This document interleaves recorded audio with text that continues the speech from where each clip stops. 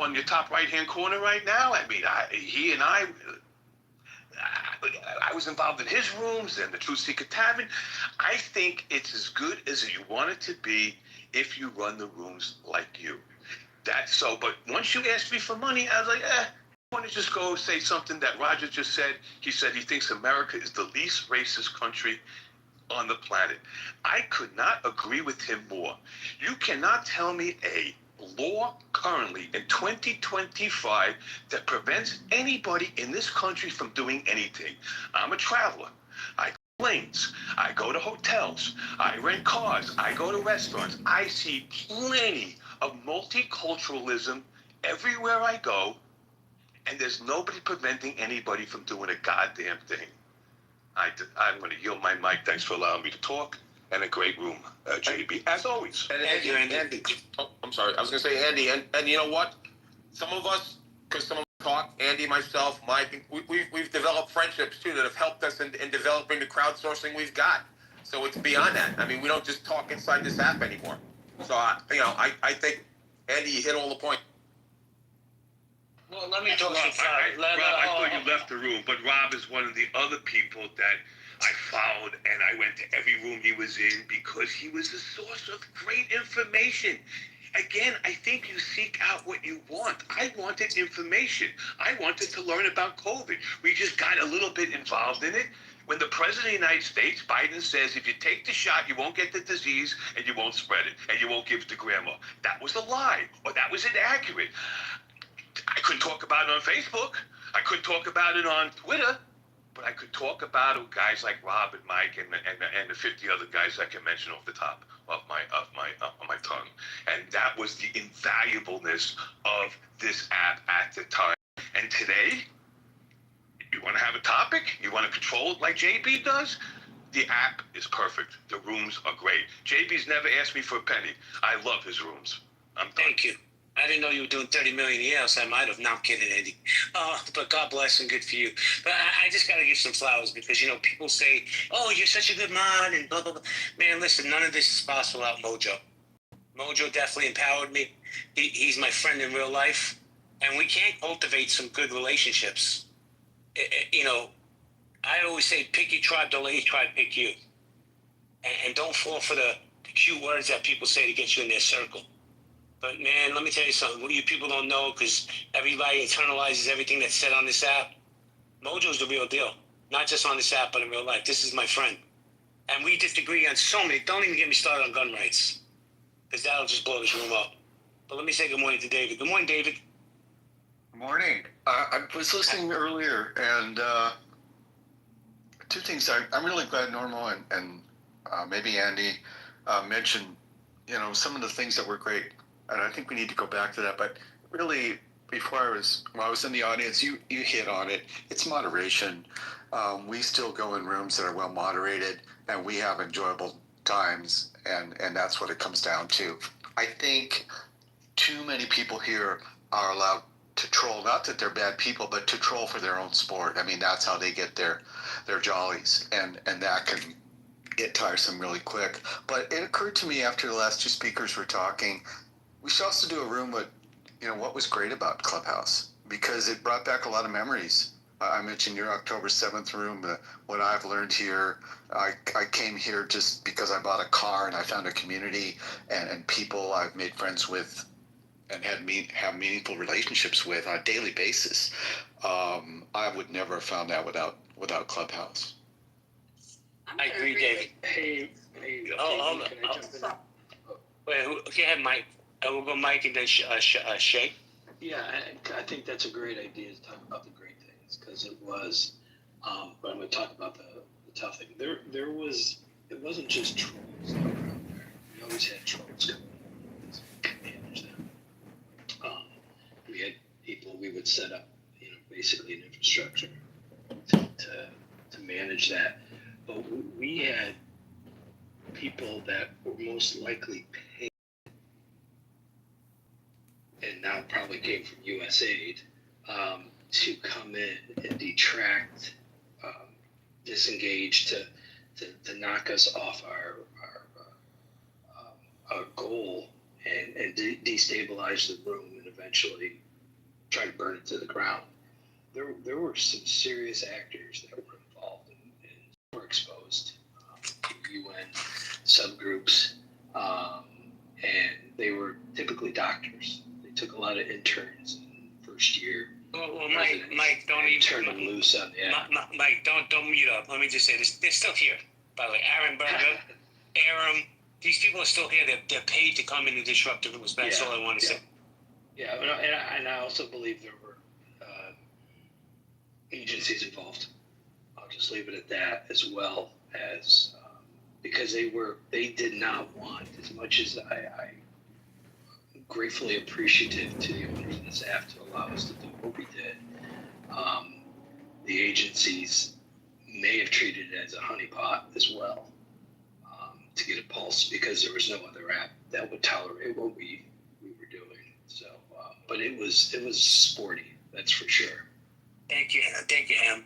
So I changed the title to the room by popular demand, and it seems the question is, what made or makes Clubhouse great? The answer is you. So let me say hello to Dr. Jordan. Dr. Jordan's one of those people, like when I first met him, I'm like, this guy's an asshole. But as I got to know him over the years, man, I ain't got nothing but love, respect, and admiration for Jordan. And you know why? Because Jordan's always Jordan. He doesn't try to be somebody else. Good morning, Dr. Jordan. Good morning. Thank you. That's touching. Yeah, I think I love Clubhouse. I mean, it has its faults. I'm more concerned about what happened to Facebook, but Clubhouse is fantastic. It's a great place to convene. You know, I think all of us grow as people on here because we get so much feedback about each other. I mean, where else do you get feedback? Blatant criticism. So I think it's a great app. Thank you, Jordan. David, Dr. Jordan? I haven't seen him in a couple of years. Holy cow, brother. Good. How are you? Yeah, Jordan's definitely an OG on this app. But David, you wanted to jump in? Just real quick, I think even when some of the rooms got tedious and, we had like 3 months of what I call 3 months of Kanye here. And I never imagined, I guess I don't want to go back to race, but how much not baggage, but hurt people carry and don't let go of, and also hold on to things that may or may not be true. And after a few hours, and after the largest voices went away, the people who stayed could really talk and learn from each other, and those were valuable nights.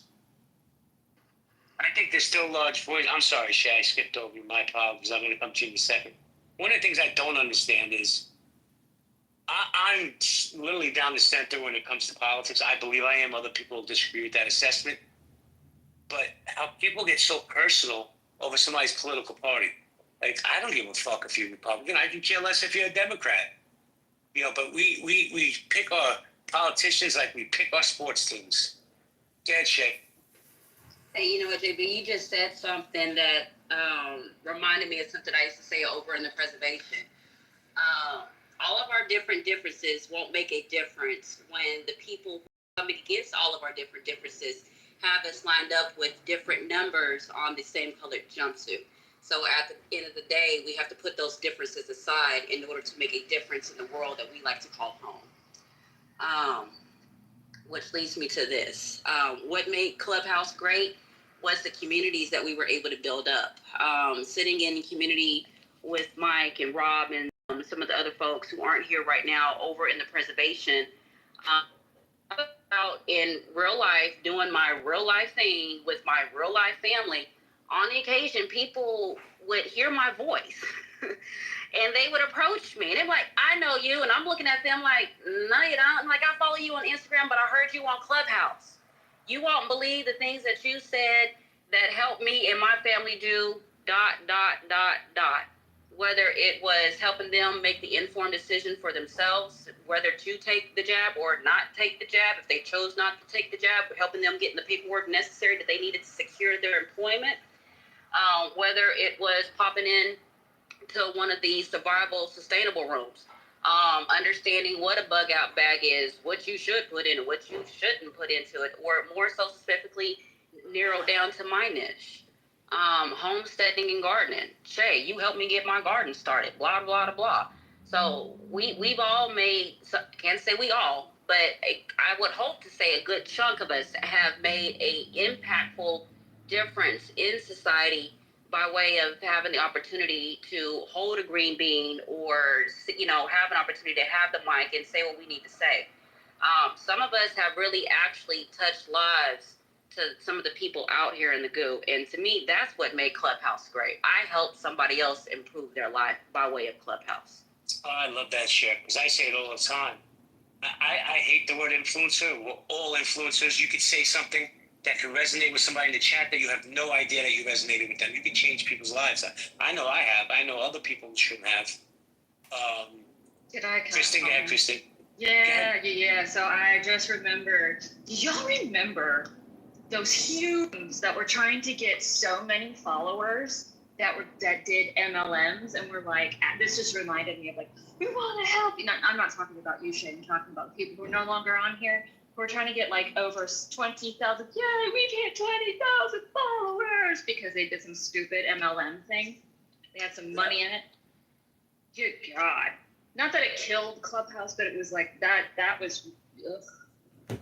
Yeah, no, that definitely did kill Clubhouse. Follow me, follow your moderators, da da da da. No, one thing that I said when I was, top left, don't follow me. Follow everybody else in the space. Follow the people that you want to resonate with, because if you follow me, you're probably going to change your life. So yeah, hearing constantly every other, speaker, follow your moderator. Make sure you follow the room. Yeah, make sure you Wait, follow hold on. Respectfully, saying "don't follow me" is a backdoor way of asking people to follow you. You're Reverse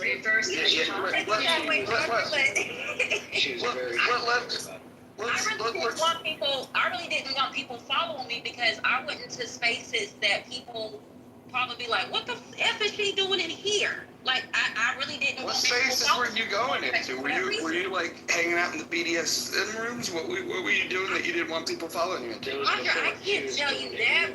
Look, Roger, what happens at Clubhouse After Dark stays on Clubhouse After. I'm just saying I want the invite. That's all I'm saying. Well, I'm glad you're back, Mojo. Before I go to First Lady, Mojo, CEO wanted to have love with you. CEO, are you there? I am, yeah. So, you want to add that? Yeah, so Roger, in response to you saying America's the least racist country, I agree with you, but I think it's also the most racist country. So it's racist and intolerant simultaneously. That doesn't sound like an agreement. I'll tell you why. It's the most racist, it's the most tolerant. Here's why. There's no other country on the earth that could have the amount of diversity America does without completely imploding. So that's where I agree with you. It's the most racist for the same reason, in the sense that when 40% of your population is different than the main population, that creates a lot of tension, a lot of challenges, and a lot of problems. So that's why I say it's. Okay, well, I'm not going to argue that point. I think that there's two very disappointing things that happen when we discuss race on this app, and that was what I had said, because people love to talk about race on this app. And here's the two disappointing things. You have one camp that doesn't want to acknowledge that there was historical injustices, and I think those people are idiots. However, there's a more dangerous group of people, and those are the people that don't want to recognize that there's been progress that's been made, and in fact, that we've gone out of our way to make sure that we rid ourselves of laws that would discriminate against people. And I think the lack of acknowledgement of the progress that we've made, like, for example, I did a room one day, and we were talking about is the country less racist in 2025 than it was in 1960? And then people would say no, which is just fucking absurd, right? Then I would ask those same people, okay, well, is it less racist than it was in 1860? And then they would say no. And so this is the problem. You have people that literally live for stirring up racial tension. And if you can't acknowledge that there's been progress, then you are the problem. Thank you, Mojo. CEO, did you want to push back on that, or am I moving on? Yeah, I agree. I agree with that. I think Roger, when like people don't acknowledge the progress from 1960 to 1860, then that's just disqualifying them from having a reasonable conversation. Thank you, Rob. I got you. Give me a second. I have to say hello to the First Lady because she's my friend and I like her. What's up, First Lady? JB, how are you? I'm great. So for those you don't know, Lady G, First Lady, she runs a great house called Politically Correct. Her and CEO always in there. So follow her if you want to have a great conversation. So First Lady, what made or makes Clubhouse great? Well, I mean, obviously, you and me, right? I'm First Lady of Clubhouse. I gave myself that name, not Clubhouse. Anyway, what makes it great is the ability to meet so many people all across the globe. People can dial in from Kuwait, from the Middle East, from Egypt. I've met so many different people. And, what makes it great for me is being able to connect and, have conversations, spread love, spread light, spread joy. Those are the wonderful things that I enjoy about Clubhouse. And I think that is what makes it great. And in addition to that, what makes it great is continuously building community, no matter where you are. The more I know about someone else, it allows me to find the empathy in conversation. I may not agree with you, but I can find why or understand or try to understand why you feel that way. And then move on. Finding different perspectives of different people's thoughts just helps me to live a better, well-rounded, balanced life. So thank you. Thank you, First Lady. There's a few people on this app, well, quite a few people. I'm still trying to understand the perspective 5 years later. But let me say good morning to Tomato. Tomato, what's up? Hey, I posted some links that address what Roger said, and I think it's not the right room to have an in-depth discussion. And for me, Clubhouse is great because it brings together people from different economic classes that don't interact. America is very, very, very segregated based on your economic class, based on your education level. And Clubhouse is the only venue I know of where people can break those bonds and communicate personally. Thank you, Tomato. Guys, we're going to go popcorn style, grab the mic. All I ask is that you respect the one mic policy. So we're going to go popcorn style.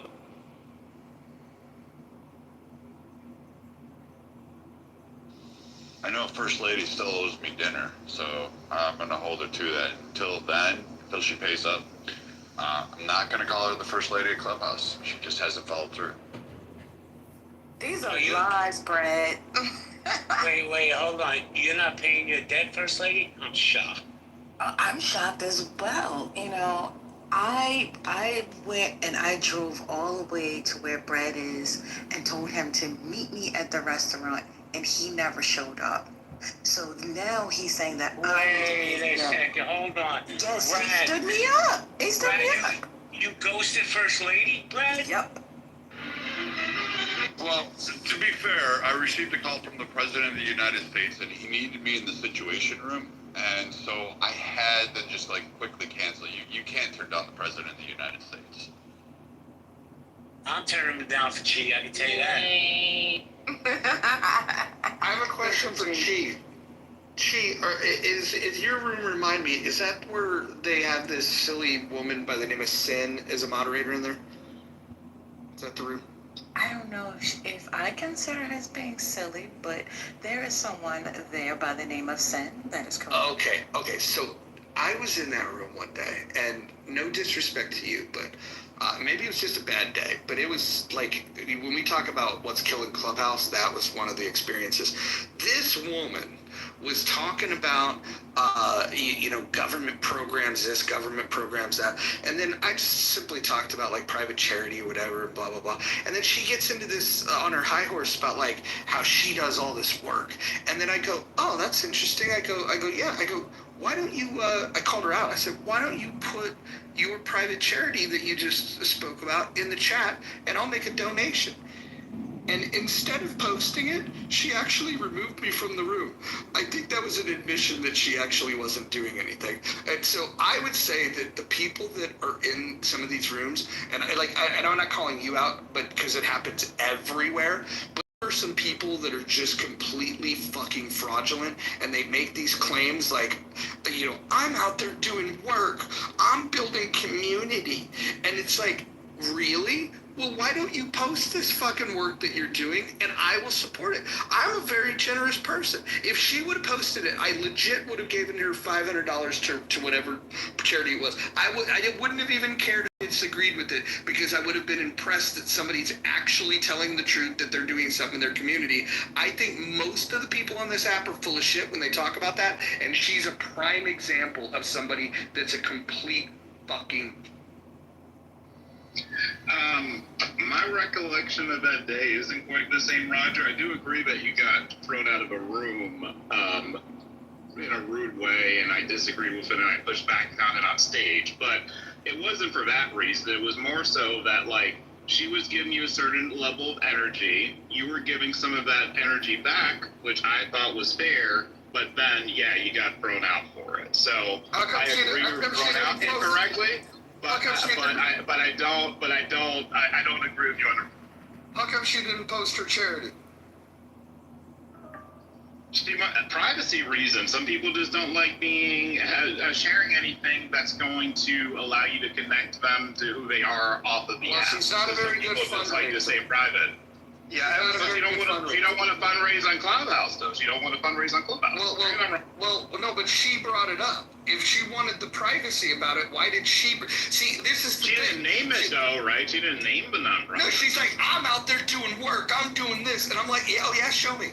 And then, no, can't do that. Listen, yeah. I honestly, I think women like that make these fucking asinine claims, I guarantee that bitch is on a couch eating Doritos with crumbs all over her fucking shirt. She ain't fucking put on no fucking work boots in a fucking minute. She was so full of shit. Like, they get on here on Clubhouse and they talk about doing work. They're not doing fucking work. They're running their fucking mouth. Yeah, I was in that room too. I think she does do work. I'm going to disagree. I'm not going to let that. Hold on. She does work. Hold on a second. Hold on a second, Mike. Let me just say this. I'm still more in shock that Brad would ghost First Lady. I mean, he's just PTRs. What is wrong with some of you people? That's what's wrong with Clubhouse. Right? I know Mike wants to speak. I'll speak after Mike. Go ahead, Mike. I was in that room too, and I agree that they were giving each other a little bit of shit. But her fear of being called out for the fact that she said she ran a charity, and then her inability to say what it was palpable. Like when he called her out on it, I said, well, really, what is it? It was like she was surprised to hear that question, and I think she was totally full of shit. So there's one more. Okay. So, but that's the beauty of living in America. That is the beauty of Clubhouse. We all are entitled to our opinions. And just because you have an opinion or just because you have a feeling about something doesn't make it factual. It just means that that's your perception of it. And that's what I was speaking about just recently. Who knows why she didn't provide the information? It could have been just because it was a heated conversation leading up to that. She didn't feel trust from you. And then probably thought that you were trying to show her out. And then that's the reason why they removed you.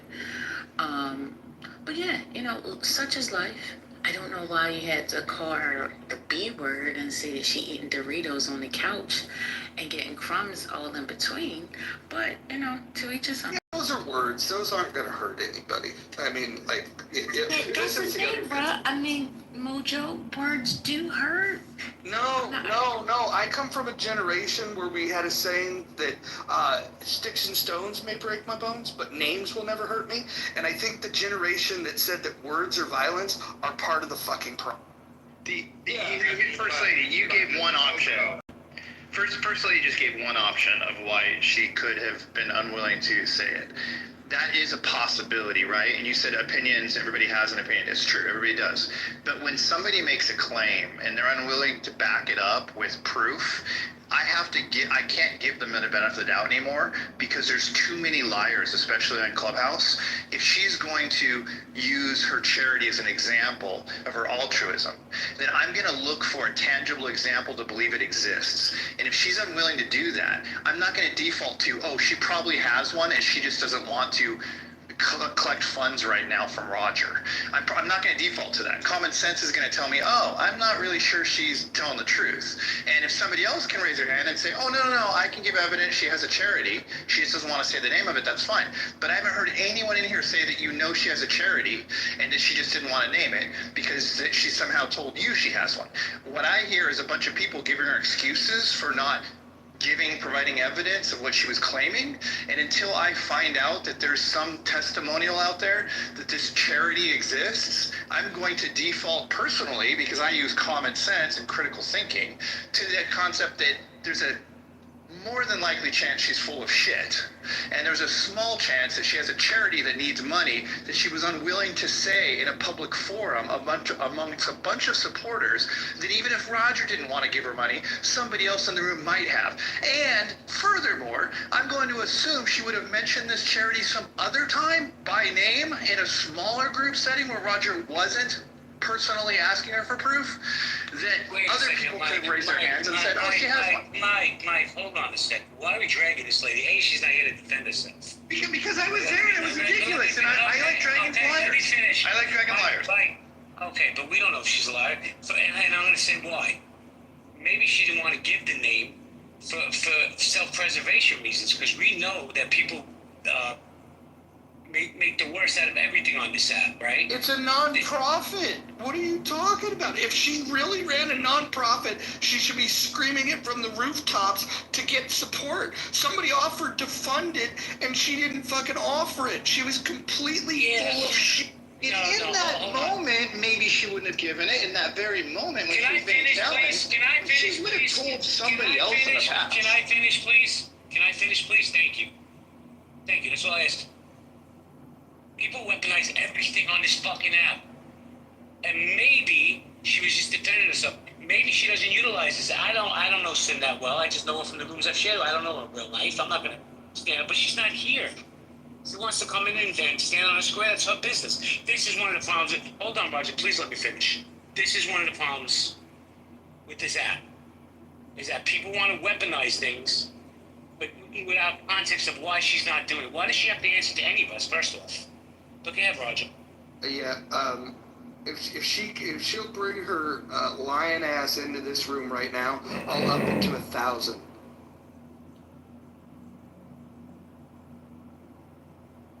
I'll kick in another 100. Okay. Wow. Brad, you want to kick it too? No, I've got burned on this app so many times with charities. There was a woman who had cancer that was losing her house, and I gave several thousand to that one. Let's see, what was the other one? Oh no. Yeah, that turned out to be fake. Another woman Don't forget the African orphan.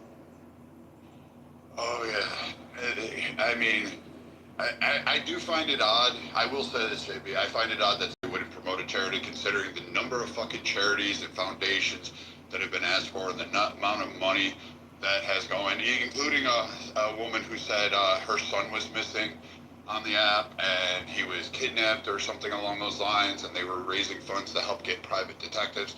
I kicked in for that one. I felt terrible because as a parent, I would burn the world down to find my kids. There would be no one safe in the entire world. Friend, family, it wouldn't matter until I found my kids. So, I couldn't imagine the pain that Brad, woman was going through. Brad, I kicked into that one too, by the way. Yeah, and I mean, I just, whenever I hear charity now, and I have to hand it off to KK, she made me promise that if I ever give anybody money on this app, I have to match that amount to her equally, because she'll give it to a charity she runs. And I'm kind of like, all right, and I kind of pulled back. We've helped out a lot of people. I bought wheelchairs, paid for an organ transplant. Like, I know a lot of you don't know much about that, but there's a lot of fees and transportation costs. Fucking donated thousands of dollars to that, and that woman was at least real. At least she was getting service, and she was so grateful, and she posted everything and her recovery and all that stuff. It was fantastic. Like, hats off to it. But there's just been a lot of fucking fake charities, fake GoFundMes, like whatever it is. I'm just kind of weary now. I'm with everybody else. I'm kind of. I don't agree with Mike often. I agree with him in this stance. I think it's, it's just our experience on Clubhouse. Thank you. May I ask one more question, just and then we could change the subject about this. But for those of you that were in that room, if you could just tell me if I'm lying or even exaggerating about what happened, call me out on that. And if I was telling it 100% how it happened, go ahead and indicate that too. Keep me honest.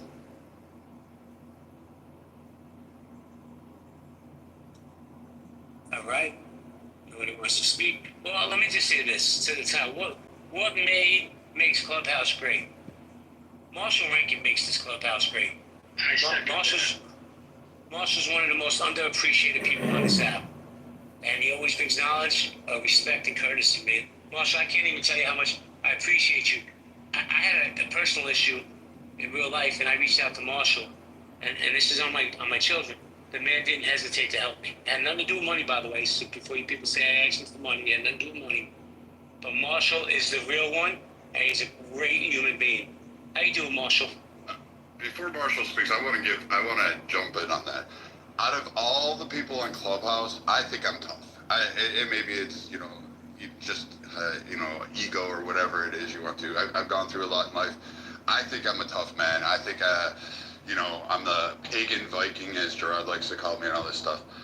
I'm going to say Marshall is probably tougher than I am, because that man has gotten abuse from everybody, keeps it smiling, keeps it moving, and bullets don't penetrate him, man. He's fucking Superman on this app. He is tough. He does it with aplomb. He does it with grace. He does it with kindness and measures. And even when him and I have gotten back and forth in it, still love the guy. Can be pissed off at him for a while, but I still love the guy. And I think everybody just ought to, including myself, take a step back and breathe once in a while, because Marshall's never meant to harm a single person on this app, and he loves this app more than anybody else on it.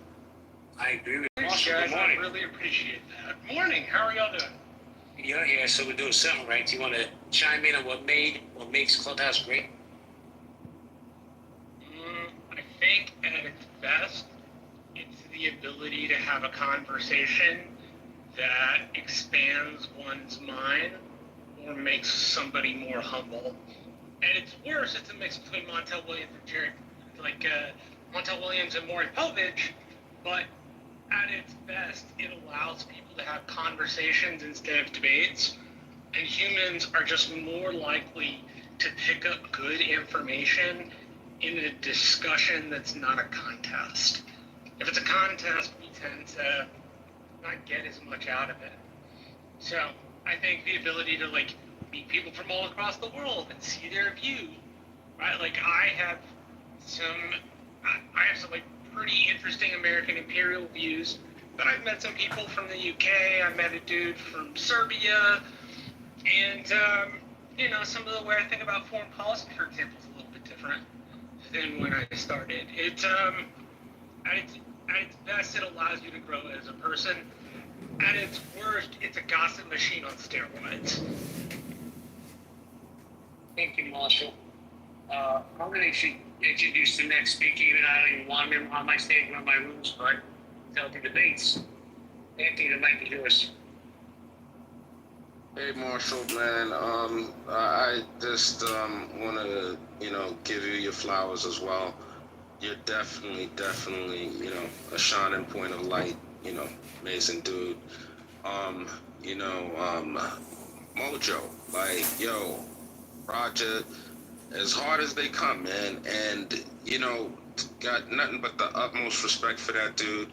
He'll get down in the weeds. He'll go hard and he'll fight for his point. He will debate anybody. He never runs. He's stand up guy, man. Stand up guy. Just there's so many people. I can't even speak to everyone on the app, but just I love people that can stand on their square, express their idea without having to run. So to all, everybody that applies to, God bless you.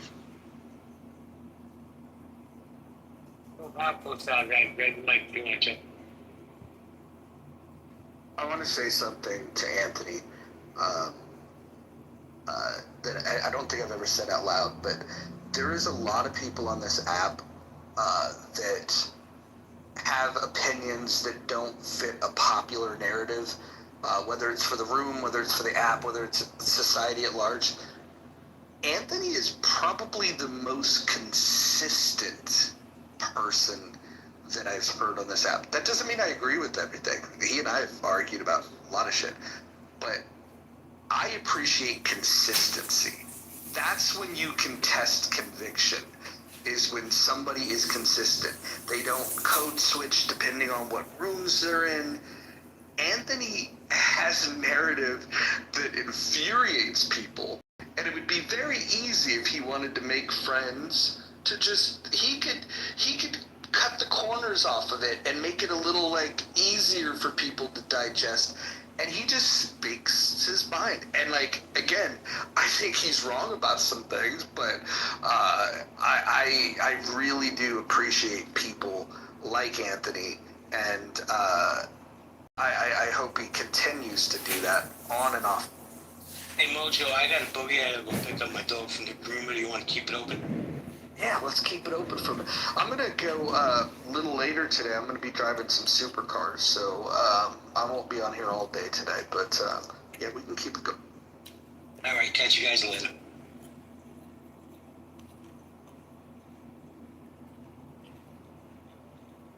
Hey, what inspired the title today? Was anybody in that room yesterday to debate the news room? It got pretty big. Well, I'll walk you through the history of it. So a couple of days ago, Lou Fax, who I think is one of the best moderators this app has ever had, ran a room talking about Clubhouse reunion, and some people returned to it. And then grifter ass Jonathan Bing, who's never had an original thought in his fucking entire life, ran a room in Debate the News. And I'm not personally attacking him, other than just this observations of truth and statements of facts are not a problem. And so Jonathan Bing's just a big no talent that has that tries to draft off other people's momentum. He did that for years with Jerry Malcolm. Then he did it with Nelson, and then even he'll draft off the momentum of what Lou does. And so he started a room saying, Clubhouse reunion, you people are the ones that ruined it. Well, talking about ruin it, Jonathan Bing single-handedly ruined Chatter. And so there's kind of been a theme that's gone on. Yesterday there was a room, on a similar topic after Bing's, and now we're doing this. I think we're going to talk this thing to death, but I'm in the camp that Clubhouse isn't necessarily dead. It's just irrelevant. It's just past its prime. It's kind of like, when an NFL player retires, they struggle to find relevance. One or two of them will get broadcasting gigs, a few more might go into coaching, but for the most part, people just go home and they're no longer an athlete and they just get fat. And I think that's what happens. Shark, Roger? Yeah. Jump in the shark is a good way to look at it. Although I think I would re-examine the old jump in the shark thing. People say that Happy Days went downhill because of Fonzie, you know, on water skis jumping over the shark. But I would submit that when Richie Cunningham left, Ron Howard left the show, that's when the show went to hell. And the Jump in the Shark episode was not the worst Happy Days episode. I don't know if you guys remember, but Mork from Ork, Robin Williams, appeared in their town and showed up at Arnold's place. So I would say that was the moment when that show was over. And I also think that a better comparison of when a show is over, rather than the Fonzie Jump at the Shark, would be when Cousin Oliver joined the cast of the Brady Bunch. Yeah, man. I love your reference. Your references. That's crazy that you remember that. I didn't even know that Mark showed up over at the Happy Days. I had no idea. That's interesting. But yeah, you know, like, I'm cool with Clubhouse and its you know, current iteration. Like, I'm cool with the couple of rooms that actually, you know, do what they did. You don't need huge spaces. Like, some of the best conversations I've had in Clubhouse might have been 3 or 4 or 5 people in it. Like, you know, there's some people that they view their importance or the importance of a room by its ability to draw a crowd, and I don't necessarily, you know, agree. I think the biggest thing that benefited Clubhouse early on was the pandemic, obviously. You know, right place, right time. And you know, there's people just would stay on this app for days at a time, just nonstop. But like, there's certain spaces that it's like a virtual Cheers. Like, you know, you go there, it's all like virtual family. Like, you know, you pull up your chair, you talk shit about the current events, and then you have some people that just bang in the chat. That's So, all they Anthony, let me engage with you on this, because you said something really important, and I want to admit to something. You were talking about big rooms not really being, you know, the high quality. And I could say this, like, as I look at this this stage, Mike Imtronic. Unblock Abby so she can come in here. We got a great room right now. I promise you, things will get better. Peak Healthy Debates. We used to get 1,000, 1,500 people in that room at peak, and Preservation also would do those numbers on a consistent basis. In fact, we have the numbers to support that. And I will say that when they start piling in, there's a feeling as a moderator where you start thinking like, oh man, the room's popping. And then what you do is you optimize for the size of the room. And as a moderator, I think that when we were optimizing for size of the room, the quality wasn't as good. And I think over time you start recognizing that, like, what are we doing here? And then you start making some pivots. And I think that Imtronic would probably agree with me on this, is that if you stay true to the topic and just have a format, whatever it might be, you might have popcorn style, you might go, you know, PTR order, just even these terms, right, that we use. If you have a culture in your room that you stay true to, you'll find an audience that belongs there, and then you'll find the people that really don't fit that culture. And I would just say, to your point, a big room is not the measurement. The quality of the conversation is the measurement, and if that leads to a big room, great. If it doesn't, it doesn't. And the way that the rooms used to get big was twofold. One of them was if you were saying zany shit, or if there was an argument, people would ping their friends. That was one of the things. The other thing was they used to have people that had a gazillion followers. So if back in Healthy Debates, if Eric Weinstein thought the conversation was interesting and he decided to join the stage, boom, instantly 800 people would join the room the moment he starts speaking, because it was a signal to everybody.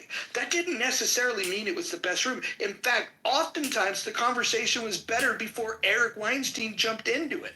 And so I would say, moving forward, we as moderators, I would submit, don't try to optimize for size of the room, try to optimize for the quality of Absolutely I couldn't agree really, more, man. I Okay, really you got it. feel like. Thank you. Yeah, I appreciate it, Ant. To be honest with you, I feel like you shouldn't have more than three moderators in a room at a time. I think it creates a culture of bullying, and it really deters from the conversation. The more moderators you have in the room, I think when I think about anything that I've ever seen in real life where there was a moderator involved, like a presidential debate or some type of debate, you never see 8 or 9 moderators in anything in real life. It just doesn't make sense to me why you would have 9 people on stage that are moderate, and it takes away from the good conversation that could be had if you weren't playing personality games. Well, Jamal, you're making a good point. There was rooms on this app, and I don't need to call them out by name, but you guys would know, where their shtick was like, we'll mod everybody, and then by handing out these participation trophies as a social currency, the people would then, they would be more likely to ping people because it's like, oh, look at me, I'm in a big room and I've got the green bean. And I will say, I've kind of reverted back to, like, because I just don't care about the size of the room anymore. I'll mod people because I like them. That's not the best way to do it. I will say that the highest quality rooms ever that I personally ran, and I'm not saying that I run the highest quality of rooms. The people that I admire would be people like Ned, if you guys remember him. I thought his rooms were amazing. I think Lou Fax's rooms are amazing. But I personally, when I would run my best rooms, is when I was a solo mod. That way, if somebody got moved down, they knew that I did it. Yeah, exactly. And I think that is a key point of having but then there's another piece to it that makes a room good, and that is a moderator kind of pulling his hands and letting conversation flow. A lot of times when you have the 1 or 2 moderators and they're micromanaging the conversation, that fucks up conversation too.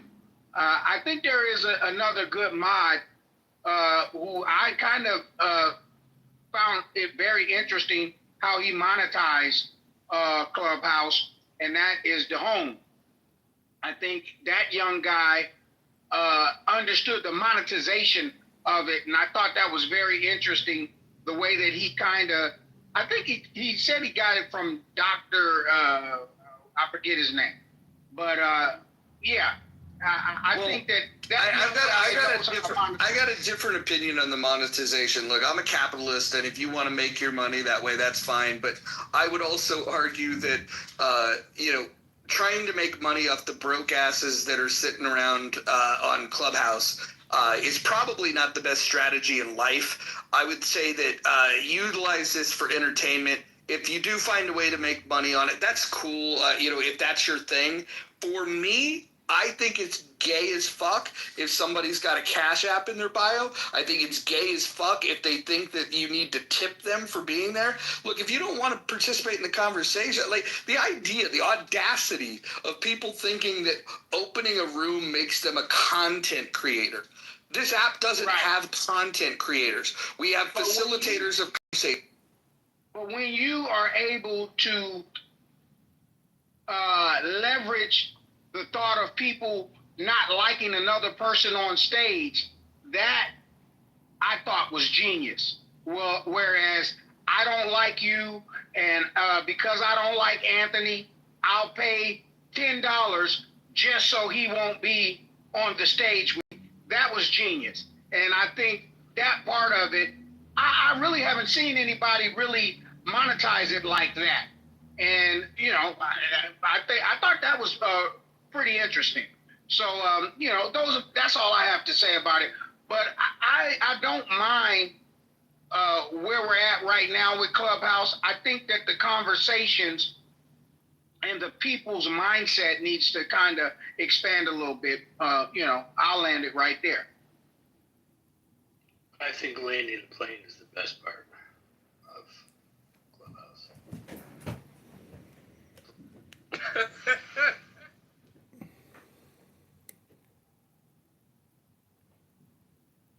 Yeah, I'd like to chime in on the title.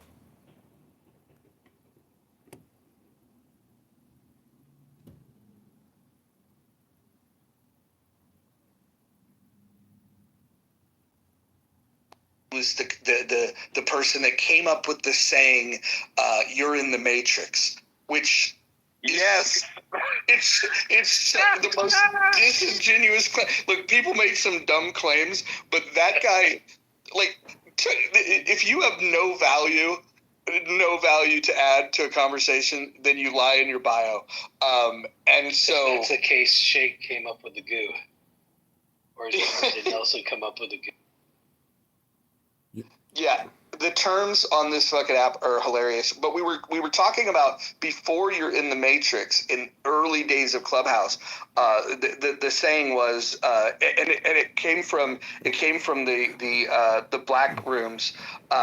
Is they would say you're in the pipes. That was the saying that before you're in the Matrix. However, you're in the Matrix took off is pretty cool. But when you're in the Matrix became popular, Mark Days wasn't even on this app. Like, that guy's just he's just a complete liar. And if you want to talk about frauds, I don't know if you guys remember a guy by the name of Travis Believes. Travis Believes was one of the dumbest, fucking fakest people ever on this app. In his bio, it said, "Do you want 250,000 social media followers? Click here, blah, blah, blah, blah, blah." So I started clicking around. I went to all of his social media accounts. Combined, he didn't have even 50,000 followers. This guy's going to help you get 250,000, but he doesn't even have 50. That was the fakest fucking dude ever on this app. That's funny. The other thing is all of us here that ran rooms and invited people on stage saved countless lives because we were able to identify a smoke detector that needed a battery replacement. So I feel really, really good about that. That made me feel like I did something positive. Can I just give 3 quick anecdotes about my experience with Clubhouse? Please do. One is that I think I am the most kicked person of all time in Clubhouse history. I've been kicked from more rooms than anybody else. 2, I've had more Clubhouse accounts, profiles, than anybody else on this app. And 3, I think the anonymous feature on this app, I could have played a big role, or I did play a big role in the developers and the managers, because they probably have received hundreds, if not thousands, of complaints with regards to my activity on this app, listening and recording people making really asinine, stupid, low IQ comments, not based on intelligence or science, but purely based on horrific political positions and propaganda distribution. So, if...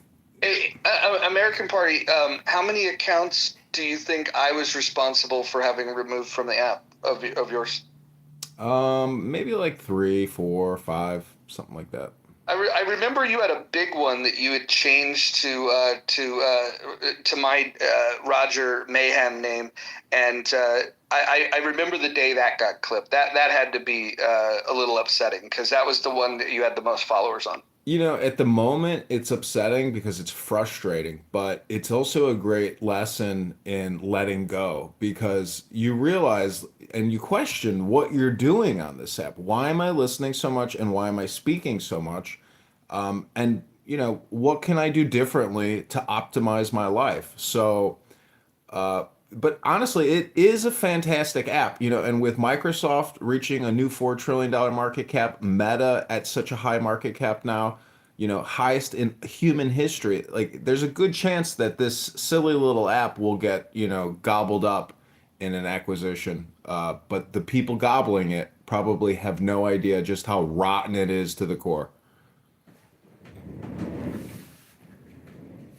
Do you guys remember the $4 billion valuation that they had in mid 2021? Yeah, which they stupidly thought they were going to get more of, so never took. Well, they never got an offer. Getting a valuation doesn't mean you got an offer. So, no, I thought it did. Okay. Well, I think people mistakenly said that because there was a valuation that somehow that equates to an offer. And by the way, that valuation was made by a worker at Andreessen Horowitz, which was one of the early investors in this. It very well could have been them just putting a valuation on this to draw attention to it, and with no real assessment of the value at all. Because if that would have came from an independent third party source, I would have said like, wow, $4 billion, that's amazing. How do you calculate that? But because it came from Andreessen Horowitz, who led the financial investing of this app, I think you do have to kind of take that with a pinch of salt. Yeah, that makes sense.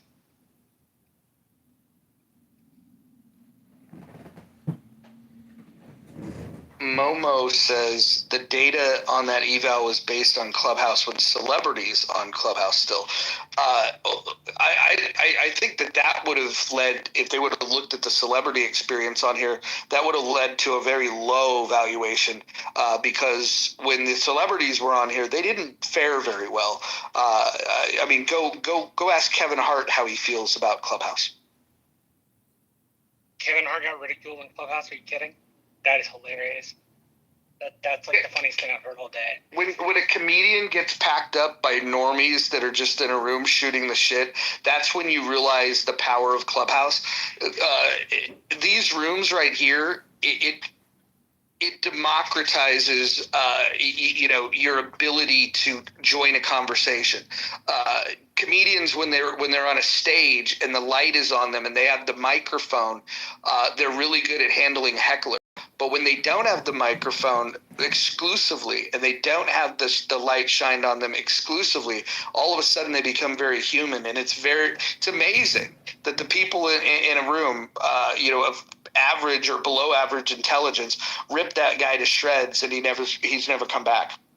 I have some Amber Rose recordings that did pretty well from this app. And if you listen to what Amber Rose says, not only is it insanely stupid, but it's racist and it's funny.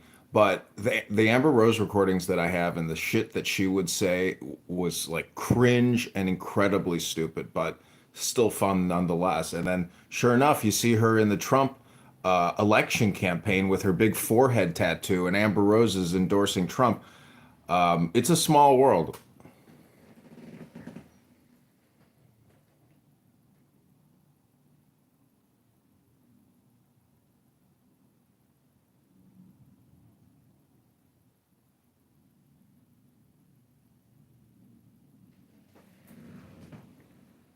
Do you guys remember Taylor Lorenz? Anybody remember when Taylor was on this app? No. Okay, so Taylor Lorenz wrote, and I'll pin the article. It was in the New York Times. That this tiny app, is dangerous because it has unfettered conversations. That led to the creation of one of the better houses that this app's ever had, called Unfettered. And imagine complaining and writing an article that it's dangerous to allow people to have an unfettered conversation. Think about what that implies. It's just amazing. I'll post the article so you guys can check it out. Yeah, please do. Well, I mean, I was called a mass murderer, amongst others that I know, because of, we would do days and days and days of just advocacy for writing exemptions to the vaccine. To provide them with the verbiage, everything that they needed, affidavits to require their employers to sign, put their HR directors on notice, things like that. Yeah, that scared people. And Michael, one point, I don't know if you got a chance, I texted you, I don't know if you got a chance to bring up the point. People talk about the U.S. being racist. I think the difference between the U.S., because I'm one of the people like Andy, I've had the ability to travel all over the world. I think the difference between the U.S. and other countries is, do we have issues? I think everybody's got issues. When you've got as many people, in countries, you're going to have issues that you've got. I think the main thing is that our ability to have open speech is something that we just don't understand, that in other countries is not always there. Having traveled to other countries, including ones that are very locked down, people want to talk.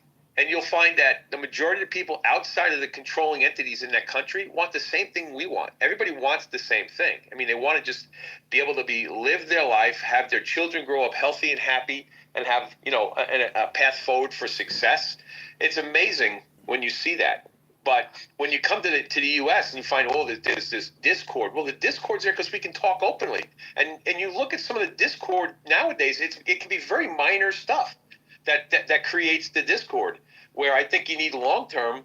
I think we're in such a great position that we're now arguing over smaller things and not, should people be allowed to be in shackles, right? I mean, we're beyond, I think, some of those now. Or does some of that still occur? Especially when we're talking about things that, with the kid networks and things that we've gone after. Totally understand that. But we're now open enough that I think enough people are trying to resolve those problems that I don't think you're going to see as much of the 50-50 divide. I think the divides are a lot less minor. I don't know if I rambled too much or if that makes sense. No, I think we're more divided than ever because of social media and government feeds divisiveness. But what you said is so important. There's no First Amendment in Canada. I mean, podcasters and people broadcasting have been taken down by misgendering someone. And we forget what we have. Well, David, look at people getting arrested. Hold on, real quick, Rob, real quick. The term misgendering somebody, like calling them by the gender in which they were born, exactly, is now a crime, and then we call that misgendering. Rob, go ahead. I was just going to say, look at the people in the UK. They put something up that UK, quote, the social media police don't like. They'll come and arrest you now. And it could be something as simple as, I don't agree with the vaccines. I think the vaccines are dangerous. Boom, they can come and take you and put you in jail. Well, doctors were silenced, during COVID too. The ones that didn't agree. Well, if you bring up COVID-19 vaccine as a conspiracy theory or anything controversial or critical of it, you are labeled a conspiracy theorist immediately by everybody on this app still. So to me, that is extremely frustrating. You couldn't say that on Facebook. So if I'm a YouTube publisher and I had to undergo medical misinformation policy training. Not only do they inform you about the COVID-19 vaccines, but they press you on Plan B. You're not allowed to talk about mifepristone. I love history. Fuck America. Anyways, my point is the merger between big tech and platforms and big pharma, big medicine, big insurance. It's there. You can't be critical of medical information, but the fact is that Fauci, Bill Gates, and a dozen other people, I mean, they are really complicit, in my opinion, in pushing out bad science, fake news, misinformation, and has created disastrous health outcomes for millions and millions of people. What pisses me off when we start to go back and look at the pandemic, what really truly pisses me off to the extent, and I'm guilty of it, so everybody in this room, everybody in the United States is guilty of it, and pretty much around the globe, if you're going to cite your moral, stance there. The fact that we allowed the United States government to infringe on your religious freedoms. Many of you belong to a faith. Many of you are very religious. You go into rooms and say people like me are going to hell, and you say even some of the idiot last night, we need a Christian. Well, Brad, that might be true, respectfully. Yeah, probably. I'll bring marshmallows. We'll have s'mores and bourbon. But the whole idea that we allowed this infringement, and then we watched it on CNN. We watched a demographic get targeted by police by a New York City mayor, our biggest and most prominent and powerful city in our entire country. We watched them target Jewish religious event, and we sat back. We watched ministers get arrested, fined, shut down. We watched small businesses, our friends who had stores that were running. We watched in gym. We watched them get shut down and lose their incomes and still haven't recovered. We watched people lose their homes because they were told they weren't essential and they couldn't work and they couldn't be a product of society, which is also a whole separate argument. And then furthermore, we interred elderly people who were in need of care, and we threw infected people into the rooms with them, and we gave a bailout to these care facilities. And we never held governors who granted this. We never held the mismanagement, and we've never once, from Fauci on down, took any of these policies and said, hold the fuck on. And we've never put anyone in there. Gretchen Whitmer, she didn't go and face any kind of prosecution. She didn't receive anything. Several thousand died under her care, under her watch, and she didn't advocate for that. And Trump is guilty of this. He had a DOJ. He could have went and said, hey, you can't imprison elderly people for being sick. You can't deny them their families. Families couldn't come collect their grandparents and their mothers and fathers. And we allowed this, particularly across 5 fucking states. This wasn't insignificant. And no one has ever said that we won't do it again. And we're all guilty of it because the government went and said, fuck your Constitution, and showed that they had not only the capability, the propaganda, but the mindset to go ahead that your freedom of speech, the freedoms that everybody expresses here, your human rights, that they could go ahead and just remove that, and they would face no consequences. And then you have people like the progressive tards that want to empower and embolden more government. And then you have the fucking Christian wannabe Trump supporter nationalists that want more federal power. And nobody's learned their lesson from this pandemic. And that's what kills me the most about this. Aside from the pharmaceutical thing, that's a whole separate topic. But we still haven't held our government accountable for the actions they took. Brad, in my state, you had no way of not taking the vaccine if you were a government employee, not through religious reasons, not for any reasons. They fired so many competent people. And even if they were willing to take a test every week to prove they were healthy, there was no way that they could make the government happy. And one woman who was an excellent employee, who trained others, who worked 60, 70 hours a week on a 911 call board, finally, I mean, she was a single mother. She lost her job because she wouldn't take the vaccine. She had to move out of state. And she won a major lawsuit because of that here, and there's more coming. So it's like a prime case in point. We lost, one person was killed on the day of Jan 6 on the quote, the revolution, the domestic terrorist that people want to highlight. Her name was Ashley Babbitt. She was a veteran. She served this country honorably. She had a pool business. She was struggling, but she was succeeding prior to the pandemic. Then COVID shut down her ability to have her personal business. She lost money. She was struggling financially. She was having to be dependent on family members, and they were trying to bridge the gap. She didn't have everything afforded. VA services were cut for her. So this meant she couldn't go to appointments at regular because, fuck it. If you had any other condition outside of COVID, don't call your fucking doctor because he wasn't going to answer because there was enough money coming from the federal government to offset all that shit. And they shut down all the care there. And then she goes and gets shot at the Capitol building. And people to this day will still vilify her and say that she deserved what she got when she wanted to protest mainly because she wanted Trump to end the pandemic. She thought Trump would be the best chance because Biden in his campaign said, we're going to continue these measures until we've eradicated the pandemic, until we've destroyed this disease. And she financially couldn't take it. And she became a strong supporter of Trump, whether right or wrong or whether you believe in it. But she was the one that was killed. It wasn't the officer. A single fucking officer died that day as a result of that. Some did receive injuries, not discounting that. But at the end of the day, only one person was killed, and her name was Ashley Babbitt. And to this day, that woman still is not afforded any kind of remembrance. She is still vilified, and people just dusted her off, even though she was the one that died. I'm not saying she's a hero, but at least she deserved to be recognized that she was a direct result of what this government's policies were at that time. And what we failed to recognize is that we as a nation killed her. We allowed that to happen to one of our Americans to the point where she felt she had no choice but to go protest at that place. And to be further frank, she wasn't even the one trying to actually do any harm to the officers. She was actually there trying to help. She was trying to block things. That's what many of the people around her stated. And we never even held the Capitol Police who fired the shot, the only shot fired that day. The only guy to discharge his weapon. Nothing happened. He was held as a hero. He was extolled. He was given fucking money.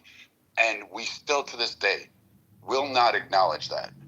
And we face accountability as Americans. We let our kids down because we allowed the government to be able to seize that power. And if you think they won't in the future, they will again. I emphasize again, it is free to join my community. The stocks I share are also free. The techniques and strategies. Were you afraid that day? I had a question. Honestly, I don't feel like telling my story again because I did so many times in the past.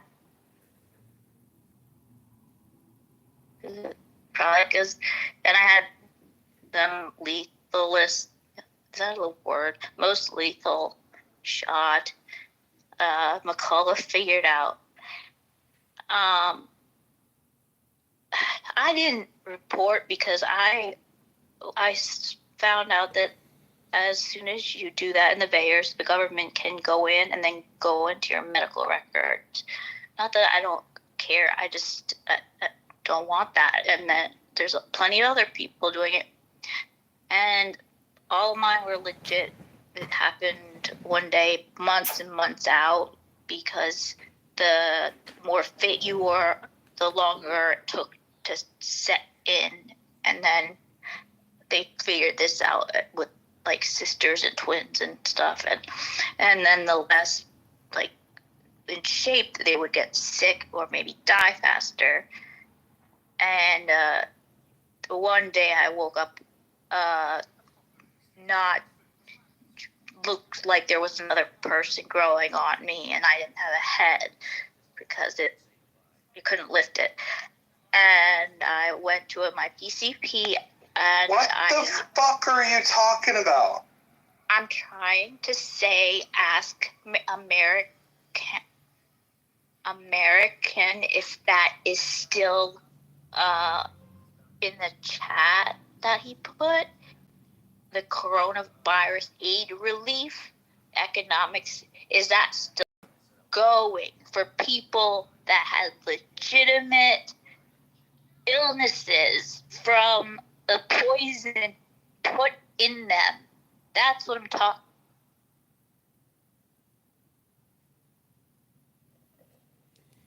I did it for a job. I don't know what the fuck's happening here. Kima, what happened? I just heard a lot of words. I don't know. Oh my god. Ooga booga booga. That's all I heard. All right, we're going to do an interesting thought experiment here. I'm going to do something I would never normally do. Let's see, we're going to mod Alyssa because she sounds completely sane. And we'll go ahead and do something I don't think I've ever done. We're going to go ahead and mod American Party. All right, let's see. Let's see where that goes. Can I say hello to you, Mr. Roger, and also say hello to Mr. Brad? Brad, I would never share the things that I've heard people talk about you. I respect you. Thank you for your service, and also thank you for acknowledging Ashley Babbitt. I really think that, like you said, we as Americans sometimes do not realize how we redress our government is extremely important. I call it a redress. We don't know what it looks like because most of us never experienced it. And J6 was us redressing the government. And unfortunately, because we have commies in government, domestic terrorists in government, they have taken over and done a very good job of brainwashing our children and the American people for the last 40 years. So that's one of the reasons why they got away with what they got away with. You got people who are complicit. They don't know what self-government is, but they sure do know what government is. And everything government's touched, Brad, and you know this, they have ruined it. Roger said this the other day. If you think the government's there for you, think again. The government's our problem, guys. The bigger the government... You know the famous quote, government doesn't solve problems, it subsidizes them. Exactly, Roger. And remember this, everyone. The bigger the government, the smaller the citizen. The bigger the citizen, the smaller the government. Take back your own personal self-government and stop allowing people within your world who do not live in your home to control your life. Thanks, Brad, again, for saluting the only person that actually died on behalf of the American people, Ashley Babbitt. Yeah, let's not forget Michael Bird, the murderer who decided to blow her fucking head off as she was trying to, it's total murder. I don't know if anybody here has seen the video, but, police seem to get immunity and there's no accountability, especially this guy. I posted the link to his interview, where he described how terrified he was. And if anybody saw the video, you'll know that this guy is an abominable human being.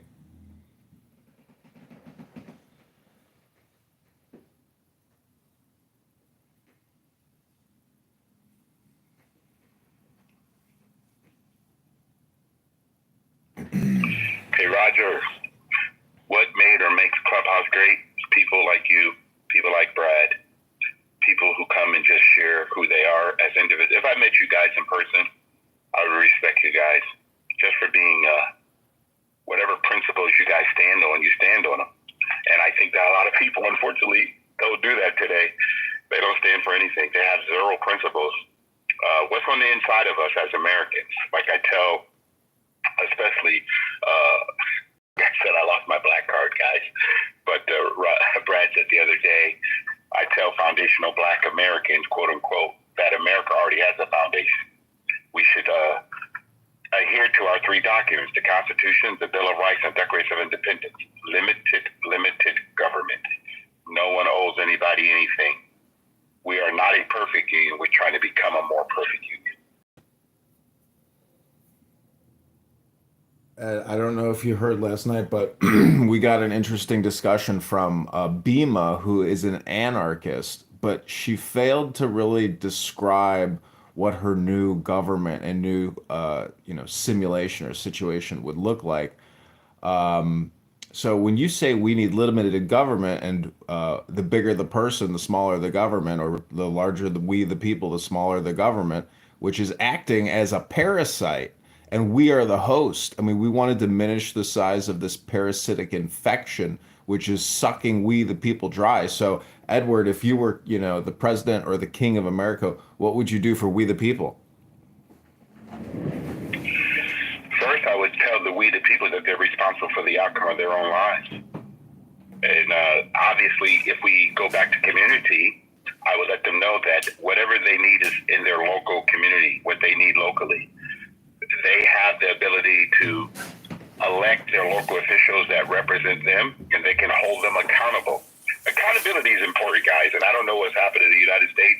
We hold zero people accountable. Here in California, they let you, well, thank God we passed Assembly Bill 36, where you can no longer just walk in the store and take up to $9,995,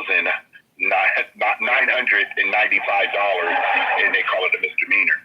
They don't realize these people who own these supermarkets and these stores actually are business owners. They're trying to take care of their own family. And any form of shrinkage hurts them. But we got smash and grab and young people out here because it's just no boundaries. So it's pretty sad. So as king of my own life, as king of my own world, I would tell people, be responsible for your own behavior.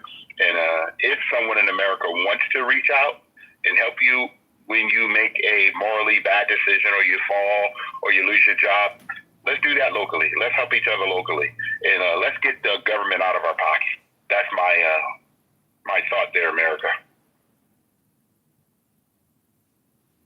And also, you have more power as an individual than you actually think. I mean, it takes one clot to cause a heart attack, just one little anomaly. And it takes time and it takes a lot of effort. It's like having a second job, but it can be done.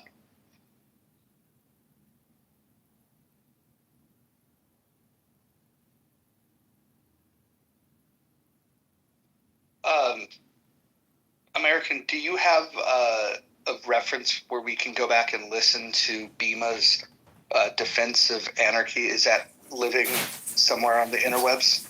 Maybe YouTube? Yeah, I've live streamed that. Oh, it's on my YouTubes. Okay, I'm gonna go find that. I'm gonna go find that and edit it down to her lecture on anarchy. It's amazing. See, the problem... Yeah, love America. Sorry about that. Go ahead.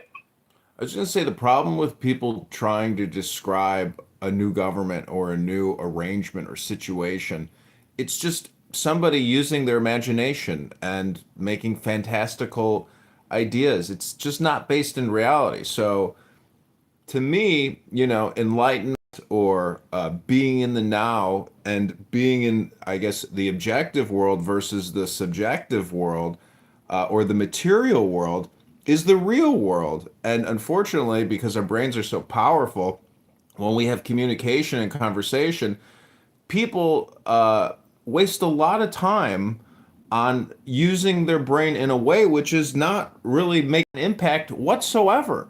So it's a little bit like what our government does. The IRS, has 800 plus offices around this country. These are shakedown offices for the American people. These are not innovation centers or incubators or entrepreneurial education facilities. These are shakedown offices. These are parasitic facilities that shake down 18-year-old female Uber drivers. They have no money. These are shakedown facilities. So what I'm trying to say is that we, the American people, have to wake up and recognize a parasite when you can properly identify it and know it doesn't do any good for us. We have to reject it and, diagnose it and treat it.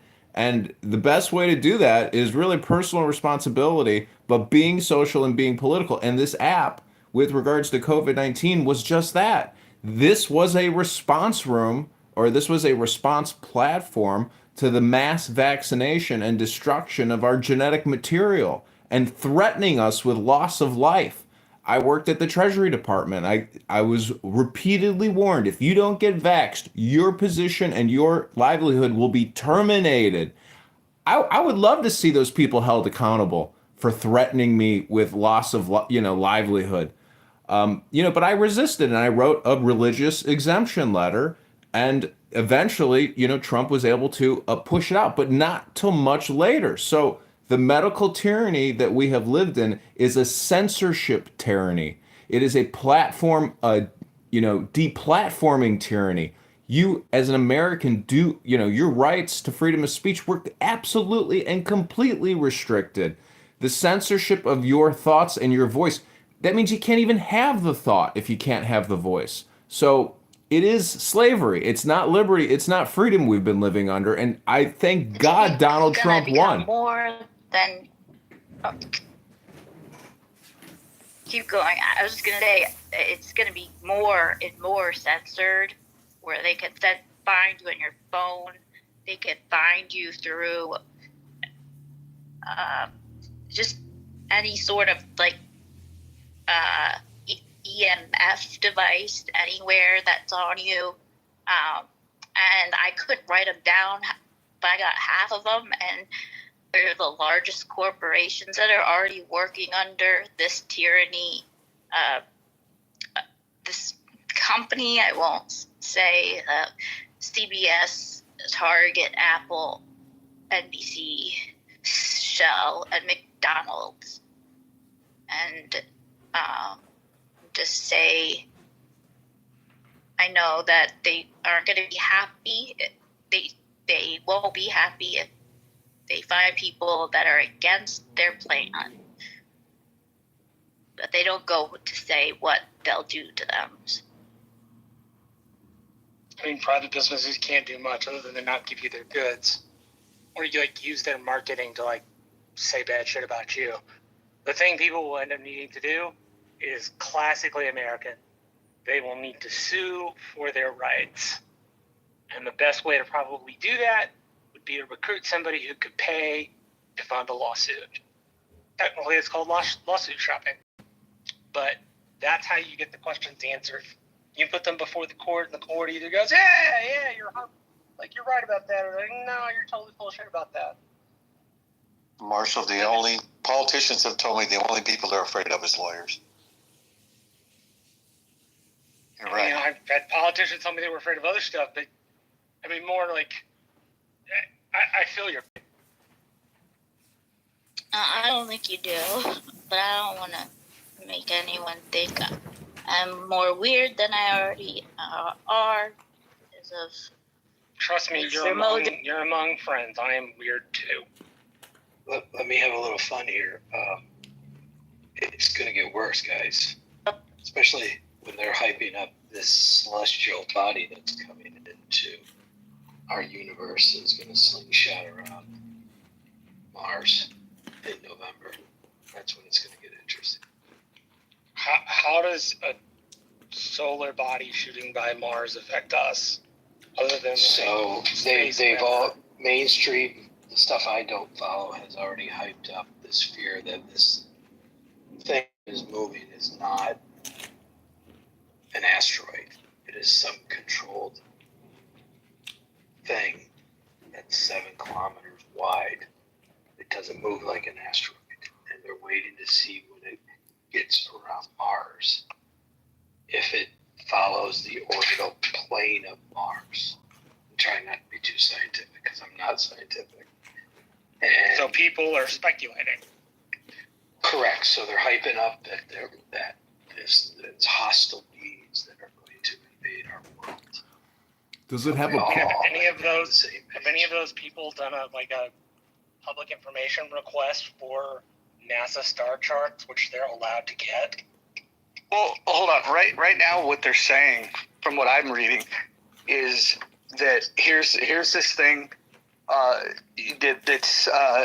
that's heading this way, that's normal, but then there's this thing following it that they can't put their finger on, and so how they're going to weaponize this, I don't know, but the closer it gets, the better view we'll get of it, and the harder it's going to be for them to justify the scare tactics. That won't stop them from trying, though. Is there a price tag That's on exactly it? my point. Is there a $37 trillion price tag on it? And is the trailing object the American people?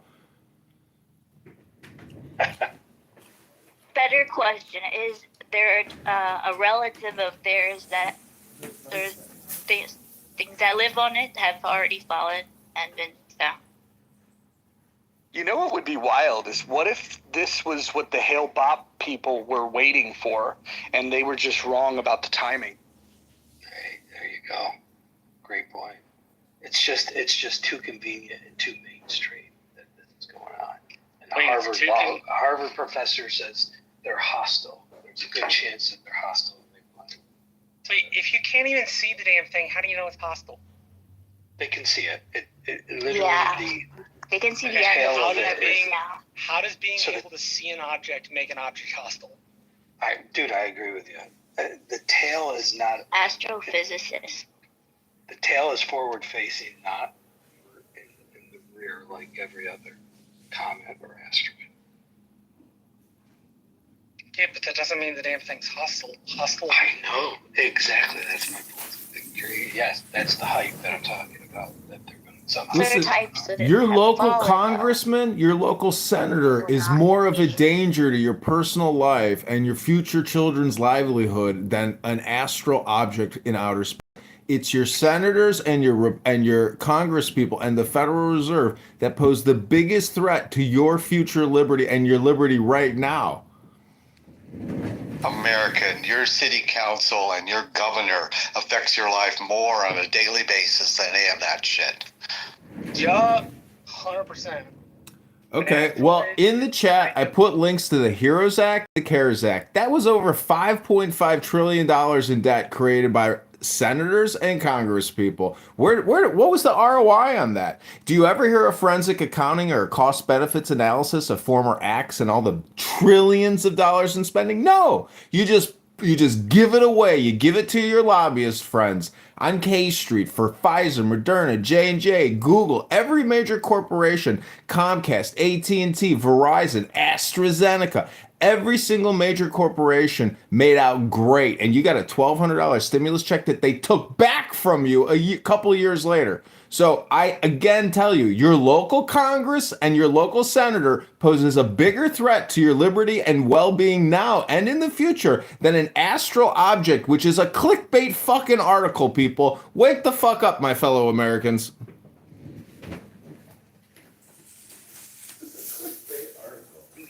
Yeah, what we spend a year is like far more important than an asteroid that has a weird tail. Going to the moon's probably more important than worrying about an asteroid with a weird tail.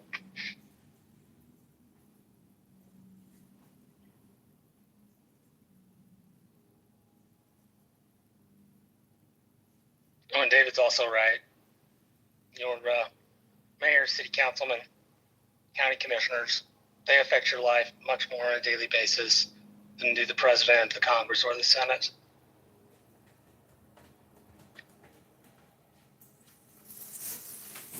I posted the link.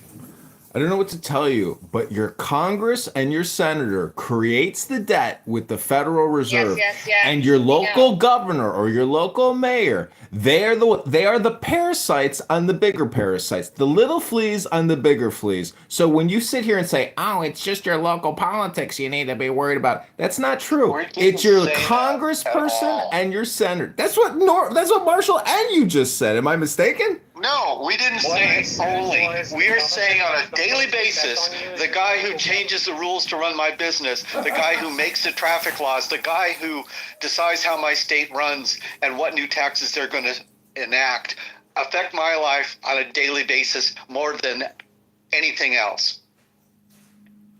On a daily basis. Yeah, I mean, it's a fairly non-controversial statement. The government closest to you Breaking up, Marshall. is the government you have the most effect on. And when 25% of the people only vote in those elections, what do you expect? People need to take back their government, and they don't. Marshall, can you repeat that? You're in the market. Marshall. What I love is that I should be applauded for what I'm saying. Instead, I'm shut down every single time I bring up this issue or any other issue. Is it a me problem or is it a you problem? We all live in a video and in the now, and our life is a constant virtual life. It's not what you're saying, it's how you're saying. Oh, it's how I'm saying it. You don't like Yeah. how I say it, but you enjoy what I'm saying. Got it. Thank you very little. It's not about enjoying. You do have a point, and it is very valuable. Who posted that? So, yay, but you are also speaking in a condescending tone that is annoying after about 30 seconds. I'm not worried about the condescending tone. I'm worried about the level of government. My point and David's point is the government you can affect most is the one that's going to have the most effect on your life. Don't get me wrong, Edmund. Congress, in the passage of the big, beautiful bill, they affected just about every state in the nation with an air traffic control system, for example, because they're going to update it. I'm not saying Congress can't affect you. I'm saying most people in their daily lives are far more likely to run into their local or state government rather than their federal government. Their federal government is more ethereal. It's more in the sky kind of thing. Your local government is very much in your face. So you are right in that you do need to contact your congressman and you do need to, try to get them back in on a leash. But you're wrong that that's the area where you have the most impact. It's not the area where you have the most impact. The area you have the most impact is your school board and local commissioner and local mayor races. That allows you, in particular, because the commission does things like set tax rates, right? Like that, like the tax rate the city raises is going to directly affect your bottom line. So Marshall, good to see you. Good to see you too, Mr. Edward. How are you? That is the best day of my life. Thanks for asking. So could you give some practical, I like to know where every state, everyone currently is, and give some practical, you and David talked about the local area. What are some of the things that people can currently do right now in order to affect their local community? And how many of us are currently involved in our local government to any extent? What I would say would be like one thing that you could do, and this is just the summer, so it'll be what it'll be. Sometimes take times off. Go to your city commission meeting. Go to a county committee mission meeting. You're gonna have school in the next month and a half or so in Texas. Go to your beginning school board meetings so you know what they're going to be covering for the year. Get involved in organizations like the Rotary Club and Toastmasters that can plug you into civic service organizations. Those are things I would do. The Rotary Club, while not explicitly political, it like plugs you into civil service, and civil service is very important for affecting your government. Like you don't just want to be an activist about it. You want to be somebody that your local government people see. Somebody once said to me, why should the government care about you if you don't care about the government? And that means like knowing what people's names are and knowing what their jobs are. You don't have to like memorize a script, but like those things are generally good ideas to like get involved. And also, especially if you have a child, because their plan is to continue over age since like 1902. you have agencies in your local neighborhood. Like, look, it sounds stupid, but you go to your community, form a community council of your neighborhood. Allow any citizen who's genuine to come in there, voice their complaint. Now you have access to your city councilman. As a group, you have more of a voice than you would just writing a letter from your house. And you can find out what funds are available that can be directed to your neighborhood to solve problems, to build sidewalks, to correct whatever's going on in your neighborhood. And that way, on a small level, you're getting things done for people who need help locally. And then in an election year in my city, when there's candidates and out for review, they allow public speaking. So you can go to those meetings and raise issues personally yourself and get them on record. And newspapers, or social media outlets, they need to publish stuff. You can call them with information. You can give them information in a way that they can write an article or an editorial and actually get your information out there. And I did all those things and we made changes. A couple of other things that should go without Well, saying. hold on real quick. Before you go to your Chamber of Commerce or your Rotary Club or a school board meeting, city council meeting, you should understand one thing. There's already a culture and a consensus amongst the people that go there regularly. If you show up on day one without a plan and you're just going to show up and be the contrarian, you're not going to win anyone over. What I would argue, the best thing to do is to go ease in, meet the people. Don't tell them much about you in the beginning. Try to learn about them. And then go find your like-minded people that are not attending these, and you bring them with you. And then once you have, even if you had 3 people, you have 3 people that show up at these things. Now they can't bully you as easily because you have people that can co-sign for your shit. So when you start talking about things, if somebody says something, they present something that you just know is absolute horseshit, you could say, and don't just tell them, hey, that sounds like bullshit. What you do is just go, yeah, I don't know if that's exactly true. Can you continue? And you let them continue. And then what you and your crew do is you look at each other confused, like, what is this person talking about? And then you slowly start winning over the crowd.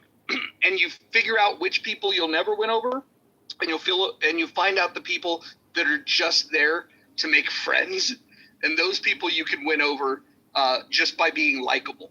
If you go there and you take two personable friends with you, and you guys are the ones that are laughing and having a good time and talking about interesting shit, the people that don't really have strong opinions are going to gravitate to you, and then what you're talking about, you're going to be a bigger influence on them. If you show up alone, you're going to get chewed up, and I don't care who you are. And you do need to do your homework. Guys, what Roger just said, this is what we do in California, what I've done, and my wife and I continue to do. We have California Strong Patriots. We are part of the voter ID program here in California. We're also part of Project Accountability. We're part of 1826. It's called, right now in California, there's a bunch of people that's getting ready to turn 18. And the first time they get the right to vote is in 2026. We want them to vote red right now because we want to flip California from blue to red. So these are the kind of things that we need to do. So everyone can get involved, but like Roger says, talk to someone locally who is, and listen to what he said, guys. Make sure you have a game plan, because you have some people who have been on these boards for years. They love their power, they love their position, but more importantly, you can go there, and a lot of them are not computer literate. They don't know how to read all of the analysis of the voting things in their community, and you could come in and just help them. And that's what my wife and I have done. We help them with letters, make sure that voting rolls are clean and everything else. Just whatever you can do to help them. Win friends, influence people to help you solve a lot of things in your local community. And that person, when they end up going to the state house, they'll bring what happens locally to the state house. And hopefully, when they get to D.C., they bring what happens locally to the Congress or to the Senate. So some things that we're trying to change here locally. I couldn't agree more. I think both you and Roger have hit nails on the head. I just want to repeat something you shouldn't say. Don't ever get up in front of a group of people, school board, city council, and go, I pay your salary. Number one, it just comes off as kind of bratty. Number two, it doesn't help win anybody over. And number three, you're not the first person who has ever said that to them. And saying that makes it less likely that you'll win friends and influence people. As both Absolutely, Roger Marshall. If you bring solution, if you're going to criticize, you need to bring solutions. But I was talking to the mayor at one of those meetings, and he had gaslit the two people in front of me in line. And I looked at him and I said, you've been planning this with 4,000 hours of work and 20 of your people working on it, and you're telling us it's not going to happen. Don't piss on me and tell me it's raining. And the guy pivoted. I never saw a politician pivot so fast. He said, I want to come to your community. I want to walk the streets with you. And he did it. And we had a community meeting, and we actually, 400 of us told him exactly where he was wrong. And he thought he could just win over the community, but we were organized. And we won.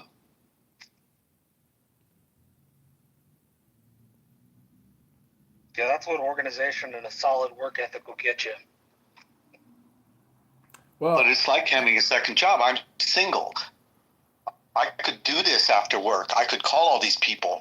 I could imagine if I had a family and children, who has time for that? And that's part of the problem. Well, David, Marshall, let me ask you a question. Do you think spending $10 billion a day is sustainable? If we're taxing $7 billion worth a day and we're borrowing $3 billion a day, do you think we could get by on spending, let's say, even $4 billion a day? What demands $7 trillion in annual spending? Why can't we get away with spending $4 trillion a year?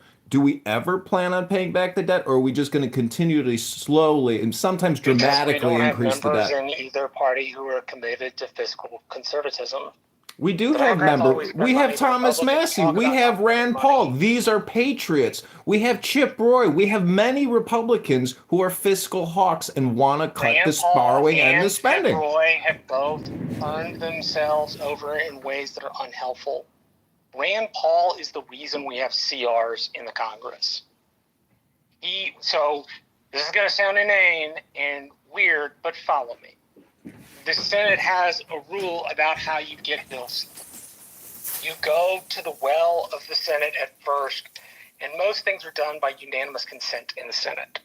And so you ask for unanimous consent for your bill. Well, if it has anything to do with list making of any kind, it doesn't matter whether it's like a list of cities for federal resources to be devoted to. It doesn't matter if it's like a list of names to get awards. Rand Paul says, I oppose.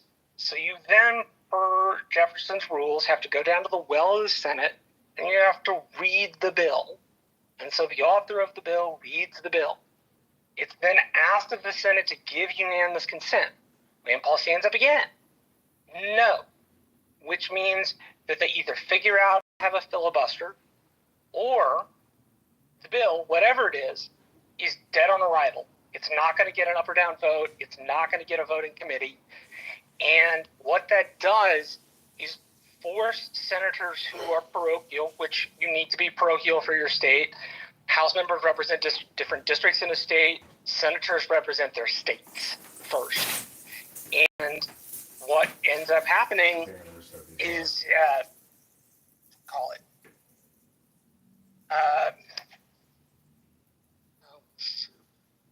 there we go. What ends up happening is you have what's called airdropping in things. So you get these big omnibus bills that are budget bills just shoved together, and you get pork in these big omnibus bills. And the reason you get pork in these big omnibus bills is because of Rand Paul's unwillingness to take an up or down vote on any legislation put in the chamber. Like you are more than welcome to like Rand Paul. I think Rand Paul is the only reason we have continuing resolutions in Congress. I think he's the only reason we don't operate by regular order, aside from the fact that it's politically convenient. The only bill I know that passes unanimously is about whether you put a comma or a period within a sentence structure. Nothing of value. No meat, no nothing, nada. Tell me one, Marshall. Off the top of my head, I don't know off the top of my head since I was making a criticism about something entirely different. But I will tell you what my brother has told me many a time. The idea that Congress doesn't get anything done is just not true. A lot of the time they vote unanimously in both the House and the Senate. It's over the most contentious issues. They can't seem to do things. It's over economical considerations of states. They can't do things. Look, I'm not saying don't. Marshall, go ahead, sorry. Here's something that's really interesting along these lines, right? You have people on this app that pretend to be really interested in politics, right? When you talk to them about, oh, okay, can you name your state a congressional member, your district's congressional member? Can you name your state senators? The level of interest that they actually have in these things is quite low. This is why we talk about the celebrity wing of Congress. This is where the AOCs and the Rand Pauls, they get some attention. The Nancy Pelosi's, everybody would give them attention. The people that do the work, that really do the work, that are writing policy and arguing about this stuff, nobody even knows who the fuck they are. Like, and I would even guess that the celebrity wing, nobody's really inspecting what they're all about. I would, and again, I don't need a show of hands, and I don't need anybody to argue that, oh, that's not true. But just hear me out and just ask yourself if this is true of you. Have you ever went and looked up your congressional representatives' voting record in Congress? Have you ever looked at what they voted yes for, what they voted no for, what they voted, responded as present or abstained? Please go look at that stuff and then get a more clear picture of who your representative is. Because I don't think, actually I know, it's less than 1% of this country that actually digs into this shit. And here's the thing, if you show up and you know the rules, you're going to be able to set the agenda. So all of the people that say, it's out of my hand, what can I do? There's a lot that you can fucking do. If you were to influence, let's say you have influence over 10 people in your district. Doesn't sound like a lot. But if those 10 people were to write similarly worded emails or physical letters to their representative, those letters in their mind represents a multiplier of people in that district. And so you do have a lot more say than you think. You can also participate in conversation on forums that's less effective, but show up to these things and make yourself look bigger than you are. Here's what you do. You want to show up to a rally where your congressional members are going to speak at?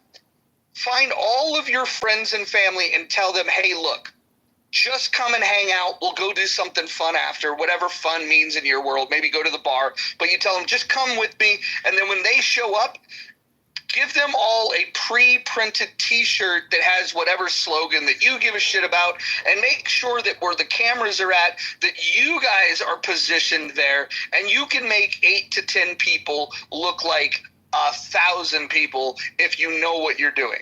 And this is the way that you actually influence policy. If you think about when people talk about the Tea Party, right?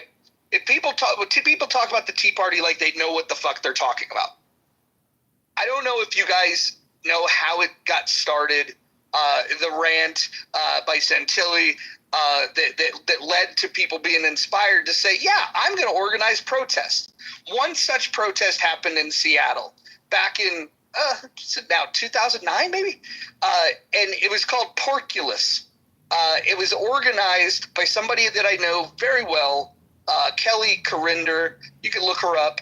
She was the first person to organize a Tea Party rally.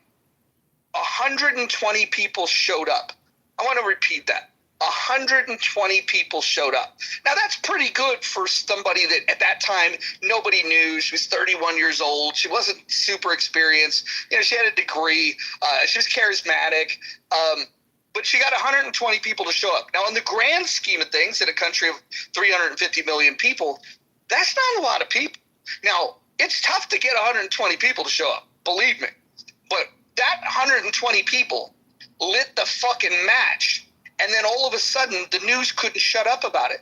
We're in 2025, and people still reference the Tea Party.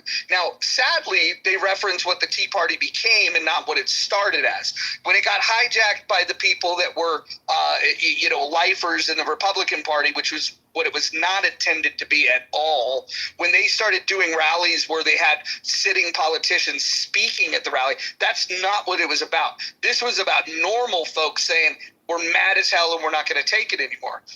I want to remind you guys that one guy made a passing comment in a rant online and an 120 people to show up, and the Tea Party movement was born.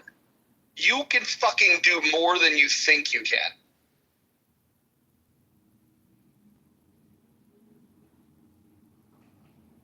And we all think critical race theory no longer exists. Haha. Thank you, Roger. I really like for people to listen to what he said. You do need to go to your voting records of your elected officials in your communities. If you want, I use My Faith Vote. It gives you all of their voting records on a regular basis. I also use the Christian Coalition magazine, which gives us a great outline of how their voting records and what they voted for in the past and what they're proposing to vote for in the future. You need to be well aware of these things. Unfortunately, a lot of us who, like Roger said, that we are politically astute, or we are people who really want to help change the government, we're really not involved because we can see it clearly. We go and cast a vote, but voting is only one part of the American, what I call the experiment. But if we all got involved locally, really involved, we can really, really go and get some things accomplished and change a lot of these things. But because we don't have that much participation, and like when Roger starts speaking, Roger knows this, guys, a lot of these spaces on Clubhouse and the other platform, they're only drama rooms. But when you really get down to the nitty gritty and you talk about the Constitution, the Bill of Rights, the Declaration of Independence, the Federalist Papers, you're not going to have a lot of people in those spaces. And the reason why is because most people think it's boring, but they don't realize that's how you save your life. You got to have information. If you don't have information, you'll be destroyed. You'll be destroyed. That's how they can take advantage of you. So I'm looking at this Vote Smart, and I'm looking at the gentleman that I'm running against, Darren LaHood, and it's interesting. You can sort by issue, and it's incredible how many HRs they actually vote on. And so thank you for sharing that, because I'm going to create a video. I already did a open secrets video about all the corporations that he works with, but I'm going to shoot a video with regards to this Vote Smart. Yeah, in America, if you do that specifically for your state, you're going to get a lot more traction from your videos. And the reason why is when you start focusing just on your state, like we have 58 counties here in California. So we start focusing in the counties, and now we're getting the county representatives on blast. Like Roger said, you only need 10 to 15 people in each one of these counties to show up at the meeting, or just turn on their live streams. A lot of you guys don't realize every one of your cities have live streaming. You can turn your live stream and check out what's going on. And when they have eyeballs on them, it changes how they vote. So there's a lot of things that we control. We all have a smartphone. We should start using it. It helps us be more smart when it comes to real data. All of us have something that we can do, and everyone has a skill, whether you're writing a letter, whether you're doing email to the voter roll, whether you help cleaning up the voter roll, whether you knock on doors, hang door hangers. Everybody can do something.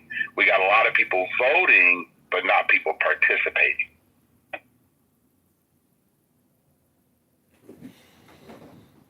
Yeah, so I mean, I use X a lot, you know. I don't know if anybody here uses it, but my profile is John Kitover, IL, Illinois. And, you know, it's really interesting, the merger between AI, Grok, and X as a platform itself, because you can use it to do a lot of data scraping and communication with Grok and other people, you know, that you're trying to communicate with. So follow me on Instagram, but I'm going to pin my X account. If you're not using X, I would really encourage you to start using it, because Clubhouse is a very closed and, you know, dying app. There's not a single party hat around.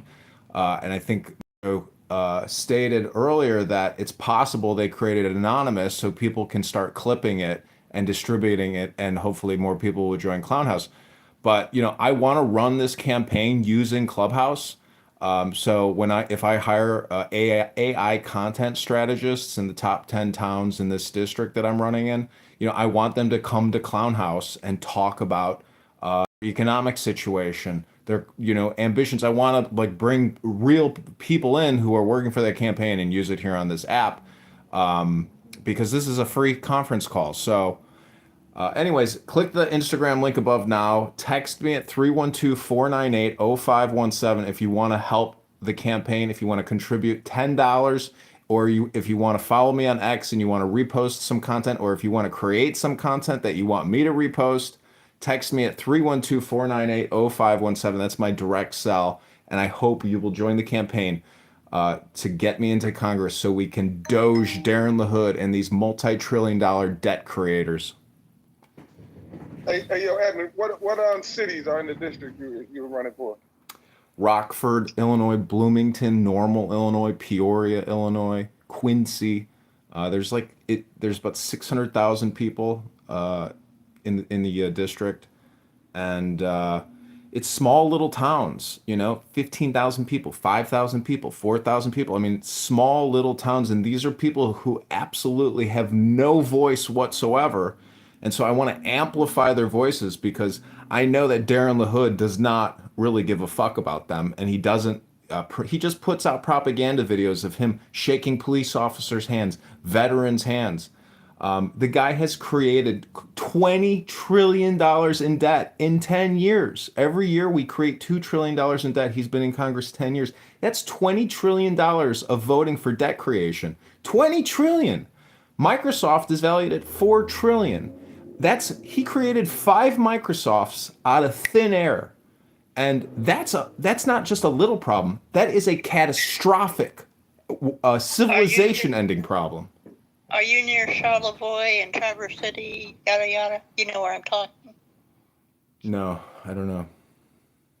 Money talks, shit walks. That's why. Yeah, it's true. I mean, the people who win elections, they are able to buy millions of dollars in Google ads, Meta ads. They have very sophisticated online ad targeting operations. They're constantly putting out content and they have a huge team. I'm just one guy with a decentralized group of people on Clown House that used to hate me, but still probably hate me.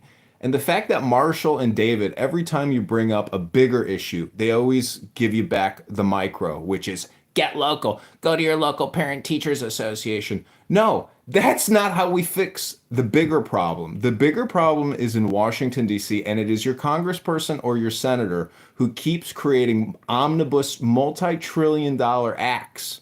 This is theft and fraud against future generations. And it's huge financial giveaways and huge windfall profits for the recipients of these multi-trillion-dollar acts, let alone the amount of fraud it creates.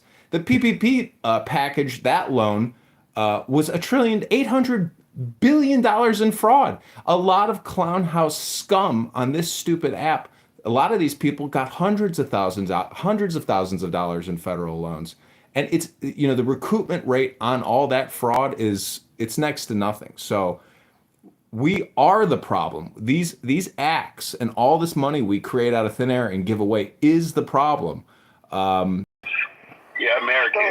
So hold on real quick. I just want to say, I agree that you need to speak to the people that are spending all this money. That being said, this is where I disagree with you and where I do agree with Marshall.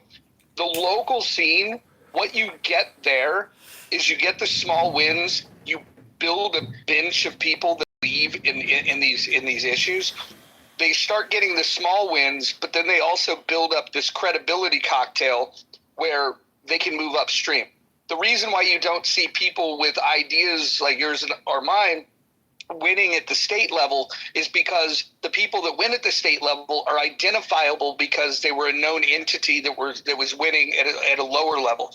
And so I would say that there's people like yourself that have to take the fight, to the top. But you also need people like Marshall that are going to attack it at the local level, because you do need to build a bench and you need to build credibility. Because unfortunately, it's not just the idea that prevails. Most people that vote, they look to see which way the wind is blowing. Most voters, they only care. This is going to sound crazy, but it's true, and the data will back this up. They want to know who's going to win so they can vote for it. If it's close, and this is why we're so divided right now, is that when it's close, then people don't know who's going to win. They have plausible reason to believe that their candidate that sides with them can win. And this is where you get them, clinging more to the issues that they care about.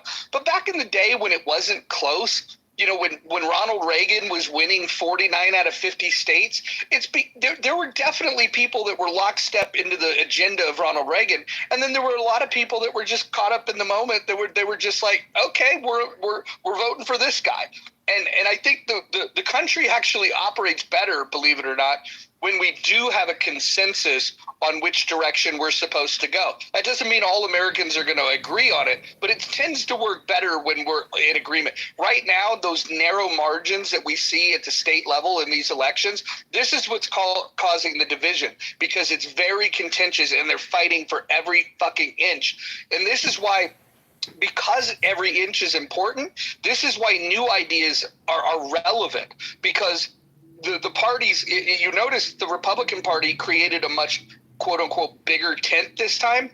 The reason they created a bigger tent is because they can't afford to alienate people that have ideas like the ideas that we've been sharing in this room. Yeah, and on that same vein, American, you need a foundation. Like you said, you need a bench. What happens at the higher level happens first in the local level. So whatever counties in Illinois that you're going through, you got to make sure you have that bench of people, because those are the people that's going to get to change what's happening at the top. yes, you're right. There's a lot of things that's going on, but at the same time, you got to realize that if you do not have that foundation, whatever you build is going to collapse. So you want to make sure you get that foundation. Local, local, local. And yes, what's happened in your state house and ultimately what happens in Congress and the Senate is there. So we just need to make sure that that's happening. Whatever you're doing, hey, listen, what I say, I'm not a person that's ever going to run. My wife wouldn't let me in the first place, and I respect her voice in my life. But one of the things I always say, people who do run, whatever you do, don't criticize the other party or the other person. Talk only about what you, the fuel that you get from always focus on what you're going to do. People will always respect you. The moment you get into the dirt and all of the, bashing the other person and what they're doing, they want to know solutions. And when you give people solutions, they'll support you. So it's one of the areas. There's a way to allow someone else to attack, but if you're the person running America, don't be the attack dog. Get someone else to do it, and it changes you. That's all.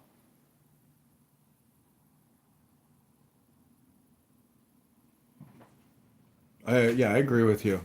I have learned that here on Clown House. I would say El Normo has been great in giving me, suggestions on how to communicate with people who I can get agitated with. But I agree with you. And, I just think that the spending problem, the borrowing and the spending problem, is the fact that none of these major issues that have come up would be possible without all the borrowing and spending, particularly COVID-19. Pfizer even threw out like $30 billion worth of inventory that the government paid for. The fact of the matter is, I'm pretty much against big pharma and big health insurance. The middleman in health insurance and the amount of money they take from us every year is insane. No, I agree. But can I ask you a question? Yeah, go ahead. Just a question I ask.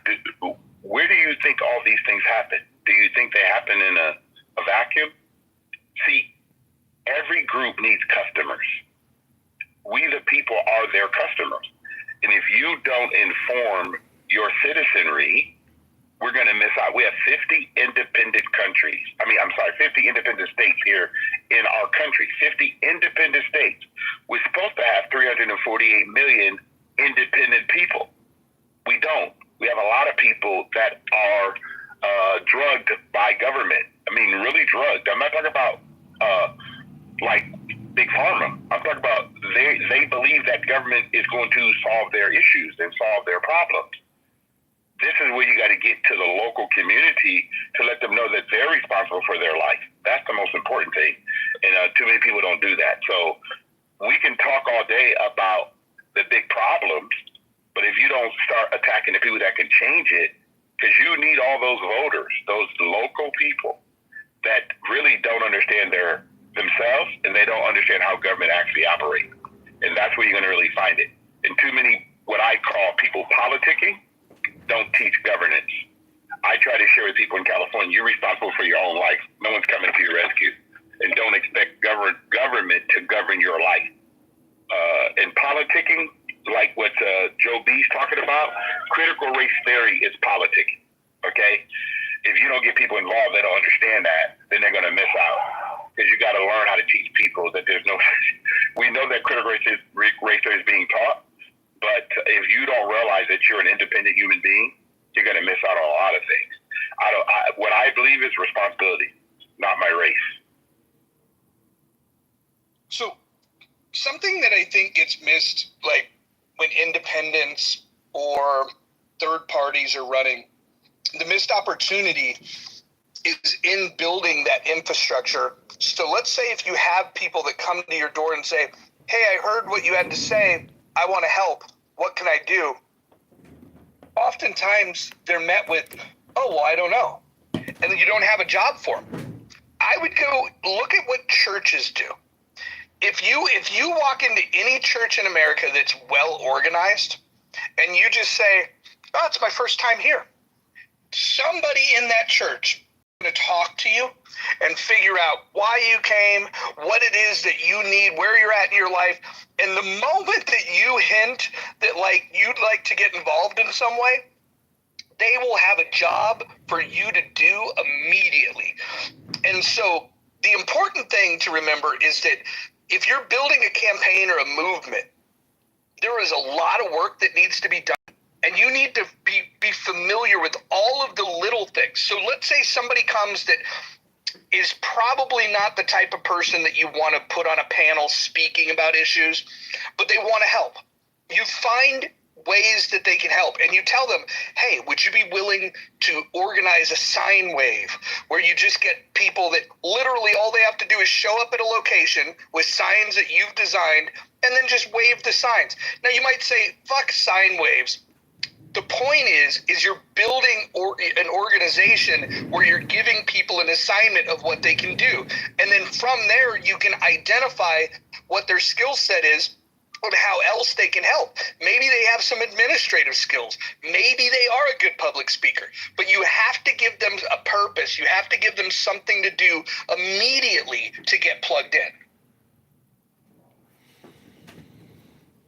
Yeah, I agree 100%. I mean, it's basically like starting a Scientology organization or a direct response marketing campaign, and you can't lose them. They're going through my funnel essentially.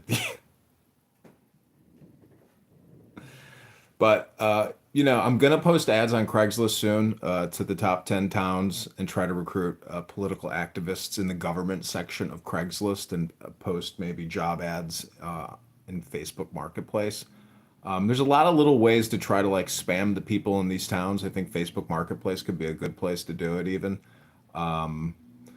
So it is about creating that network. I mean, I'm using Wix to do the website right now. It sucks. So in terms of like, campaign volunteer lead capture or voter lead capture, I have to, get all that created and put up and promote it. So it is a lot of work. It's basically like starting an online business. And, but, it's what it is. So I thank you, Roger, for maybe helping me, in the future and right now as well. And I think even like, for the, because I'm filming all of this, it is content. So, but it's like dead content, meaning that no one is even watching it.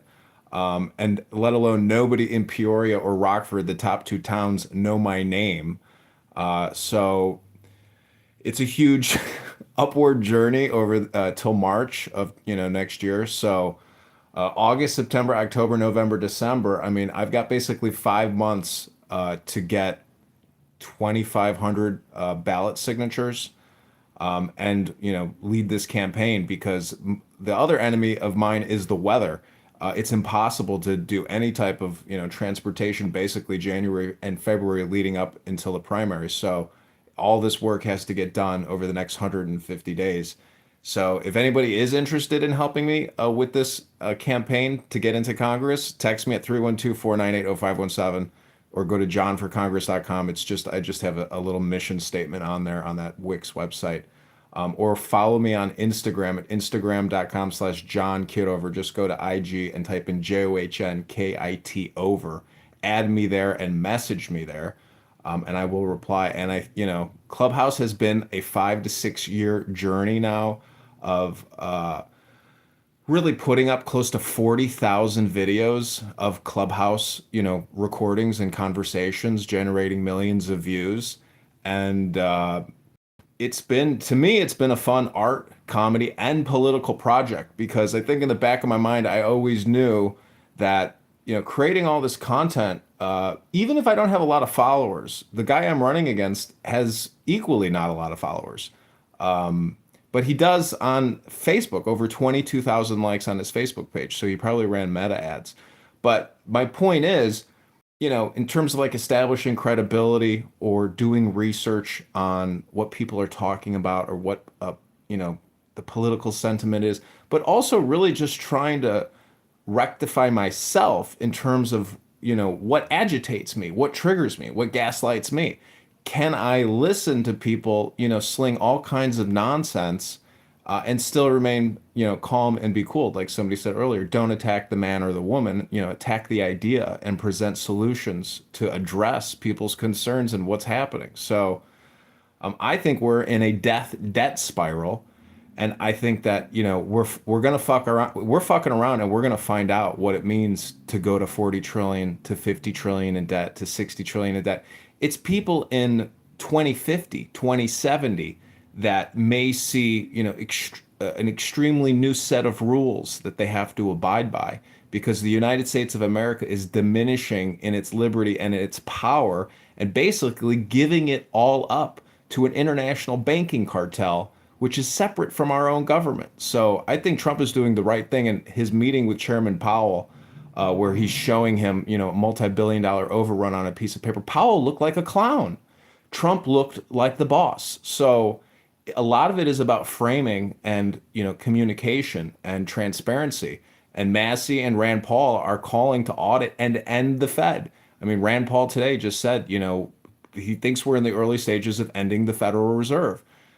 So, this is, I think now is the biggest pivot point in American history because either we're going to keep running this debt up and borrowing and spending, or we are going to essentially reestablish American liberty and, freedom for we the people. I mean, because it's ours. And unfortunately, if we don't demand more and possibly be greedier, we're going to give it all away and nobody's going to get anything. So those are my thoughts. Those are my opinions. Thank you.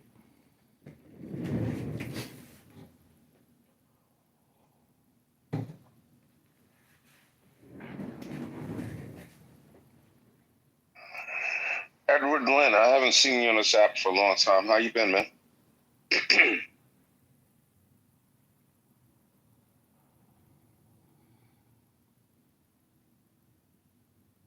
Guess Mr. Lynn is not around. He's in the death care business.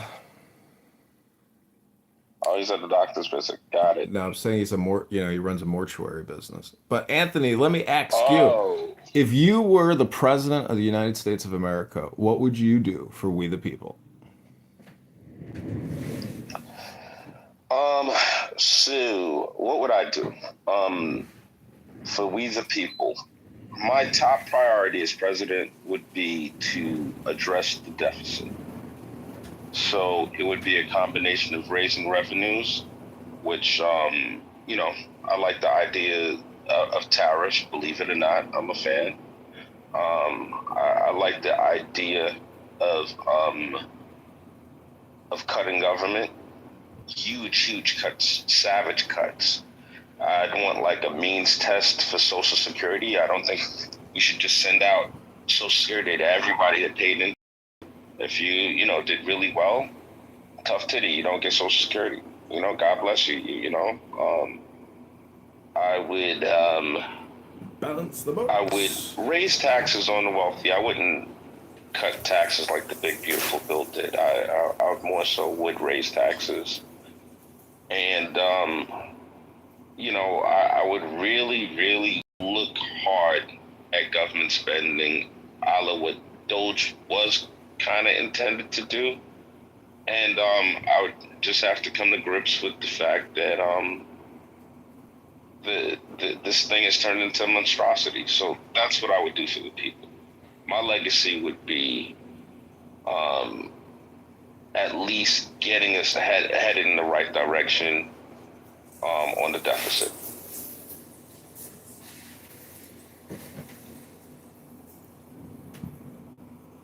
Mojo, I got a question for you with regards to tariffs and imports. I don't know if you follow Peter Schiff, but my question to you is with regards to reciprocal tariffs, or just give a hypothetical, the car import and export and manufacturing industry. If China doesn't allow us to import, whether it's financial services or auto cars we manufacture, I mean, don't you think that tit for tat or reciprocal tariffs, or our group, our cartel of manufacturers, we're going to help push the Chinese in a direction that's good for our business, our businesses. So how do you essentially do reciprocal tariffs, or how do you use tariffs strategically to get our exports into countries that are rejecting our exports? So I guess the exports thing is a conversation that I'm not an expert on. But when you think about the tools, the instrument of a tariff, and if you take Trump at his word of what it is that he's trying to, the problem he's trying to solve for, I think the best thing we could hope for is when you take somebody like, you take China, for example, where they have this aggressive plan to put a massive automobile plant right on the American border in Texas. And then immediately after the tariffs were announced, the plans of that facility went away. I think the follow-up conversation needs to be, hey, you want to avoid tariffs?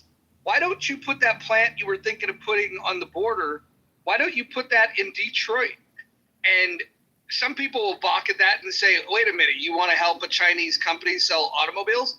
Well, if a Chinese company could create American jobs, I wouldn't care if they made money doing it. I think that you're either going to have to draw a hard line in the sand and say we don't want to fucking do anything with China, or we say if you want to participate in this consumer base rather than the tariffs, a better option would be, why don't you create American jobs?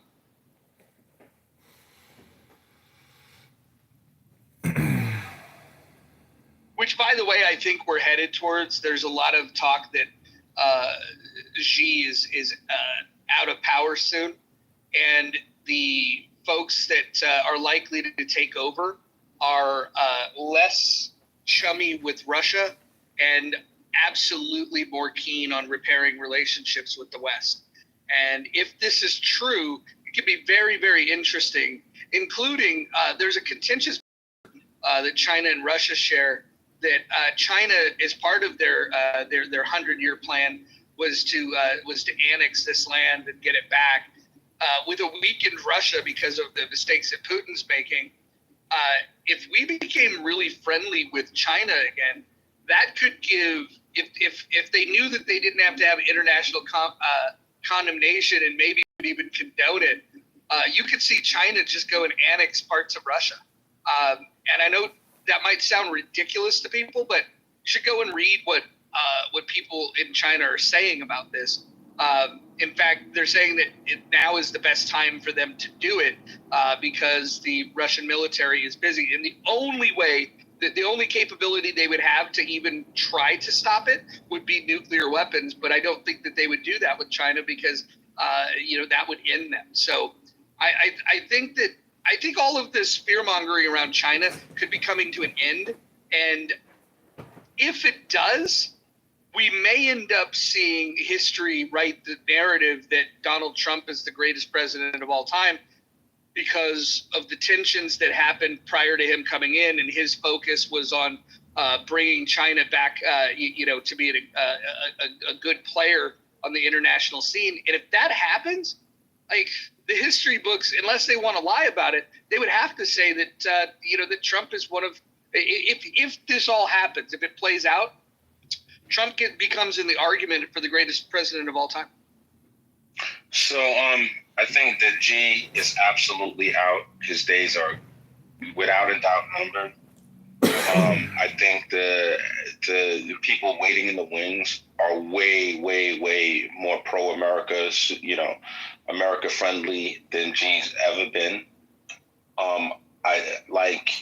Luck is always a factor in the way you're remembered historically.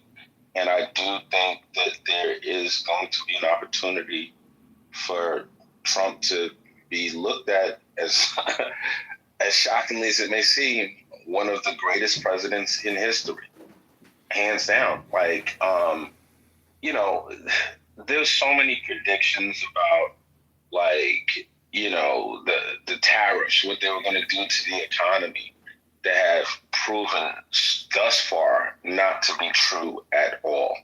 There's so much in terms of, they don't even give him flowers on the most basic level for the stuff that he is accomplishing. You know, such as the revenues raised by tariffs. You know, if like it, hate it, I'm not a fan of the big beautiful bill. But let's be honest, he's a politician. He needed some kind of signature legislation. This was the most palatable thing that he could get through. He barely got it through. Barely. You know, like a tie break in the Senate. You know, a couple of votes in the House. This was not an easy sell. So, yeah, like, what do we want gridlock? Do we want to, you know, constantly go to the 11th hour and ask for, you know, some kind of temporary spending measures? Like, that's not effective. So, given the hand that he had, he's playing the cards the best way he knows how. And, you know, like, love it, hate it, whatever, thus far, it's been pretty darn effective. He's one of those people that believes that returning the money to the public as opposed to the government spending the money is preferable. He thinks that the government is super inefficient. He hasn't done that. So when I say that the reason why I make the argument he's done that, Roger, is by cutting taxes.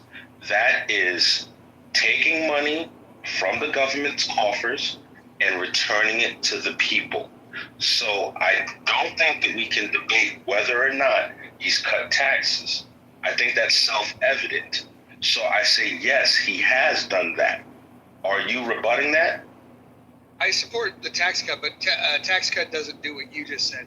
A tax cut refers to, you know, what giving people a break on what they need to pay. Nobody's getting a fucking refund right now. I'm not suggesting that people are getting a refund. What I'm saying is tax cuts raise less revenue through taxes, and they return the money. The less revenue that's raised comes back in the form of Americans having more money in their pocket. They can now potentially, you know, do that addition to the house that they've been putting off, but now they find themselves with more, and therefore stimulating the economy, therefore raising overall revenue. Look, I'm not opposed to tax cuts. The problem is when you don't have spending cuts. The bigger problem that we have to address is that we have a spending issue. And the biggest mistake that Trump has made is with this fight that he's had with Elon. You have to cut more spending. If you're going to take in less money and continue to spend, in fact, spend more money, then what you're doing is actually kicking the can down the road, and you're creating a bigger problem for our kids and our grandkids. And that to me is immoral. It's certainly not sound economics, for sure. What the big beautiful bill did not help the economy. In fact, what it does is because he didn't make massive cuts, and honestly, he's just feckless when it comes to the most important thing. If you're going to get serious about cutting the deficit, what you have to do is you have to look realistically at what are the biggest expenses that we have: Social Security and Medicare. And until he gets out there and makes significant cuts to those two things, he's not serious about the economy. Those are the two things that we have to whack down. Word for word, line for line, bar for bar, I agree with everything you said. This is when I was asked by America, what would I do? I succinctly said the same thing you said. Absolutely, we're on the same page.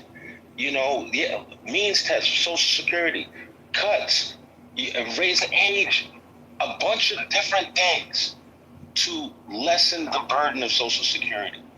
How about this? What if we just admit that it's a Ponzi scheme and we say that those that have paid into it for whatever, we're gonna make sure that you are made whole.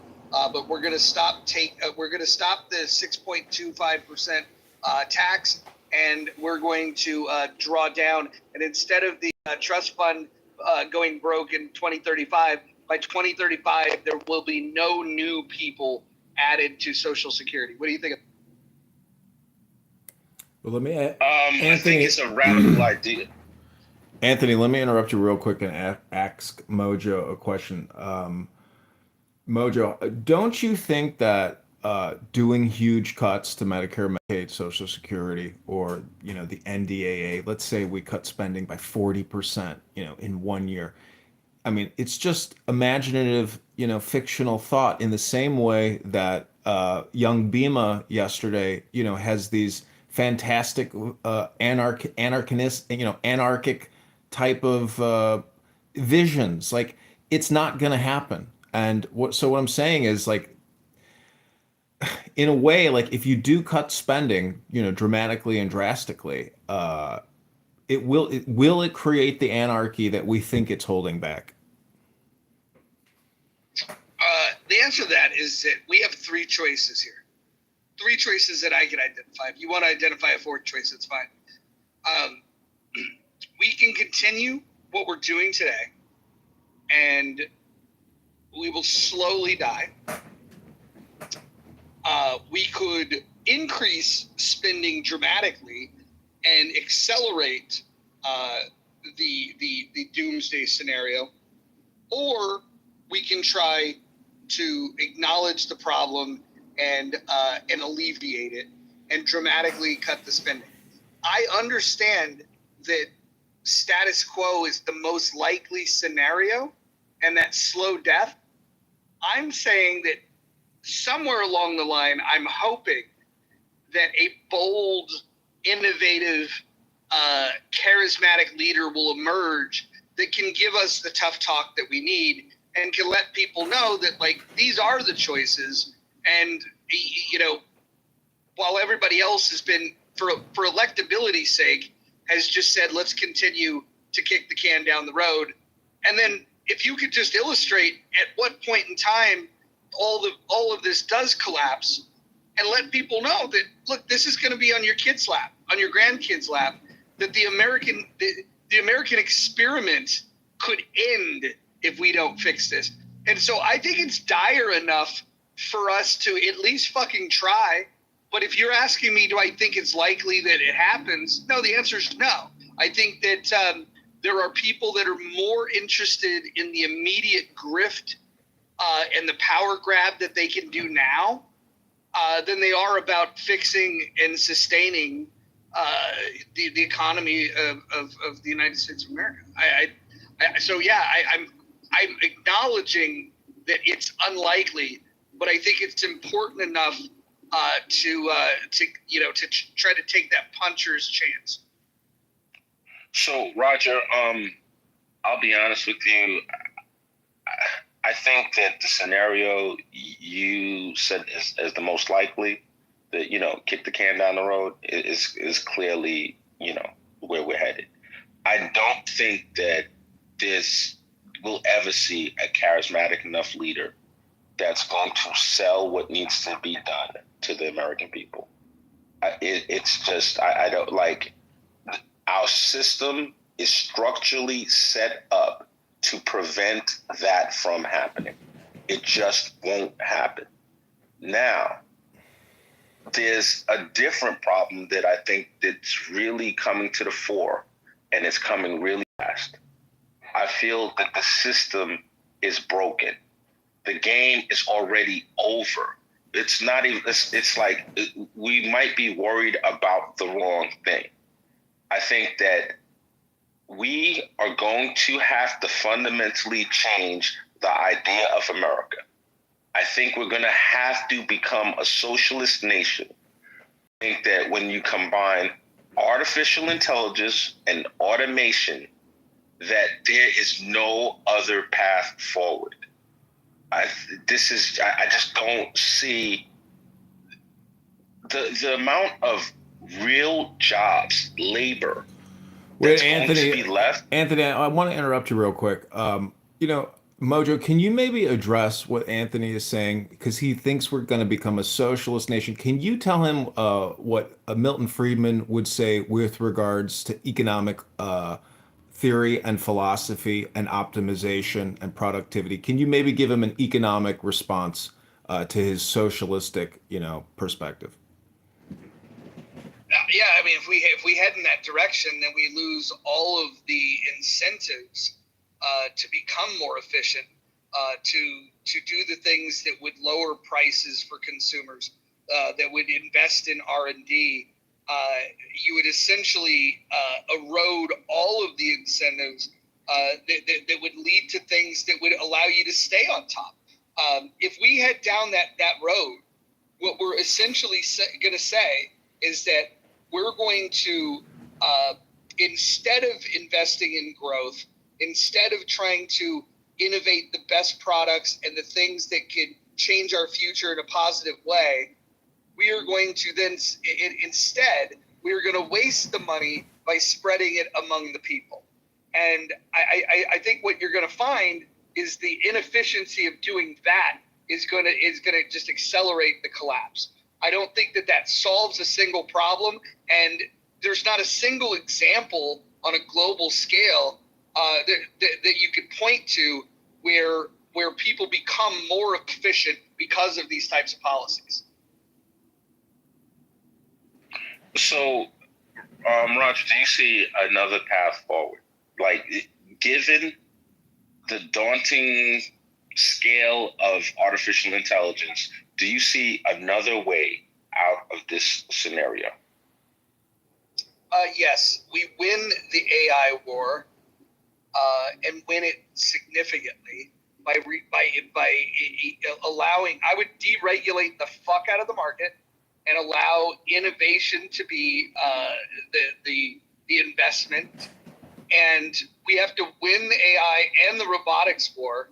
And when we do that, I think that there could be force multipliers of revenue that we see from that. Because one of the biggest expenses that we have is labor. There's a world in which we don't necessarily need to work because the companies would become so fucking profitable. Now, that would lead you into this conversation about, well, okay, then we'll have UBI. Maybe, maybe not. Maybe what emerges is an economy, because everything that happens, has secondary and third, impacts. And what I would say would be more realistic is that when the labor work is being performed by machines, I think that the economy is going to turn to nothing but service and entertainment. I actually can envision the world being a much better place where you have more people playing guitar, playing drums, singing, drawing, dancing, and more people wanting to consume that. And I think that entertainment and service, hospitality, is going to be how human beings are going to thrive moving forward. That's what I think. So, Roger, I would state that there's just not enough entertainment and or service to keep people earning enough to have the economy continue the way it's been going. I think that there's a peak to how much entertainment and service you can have.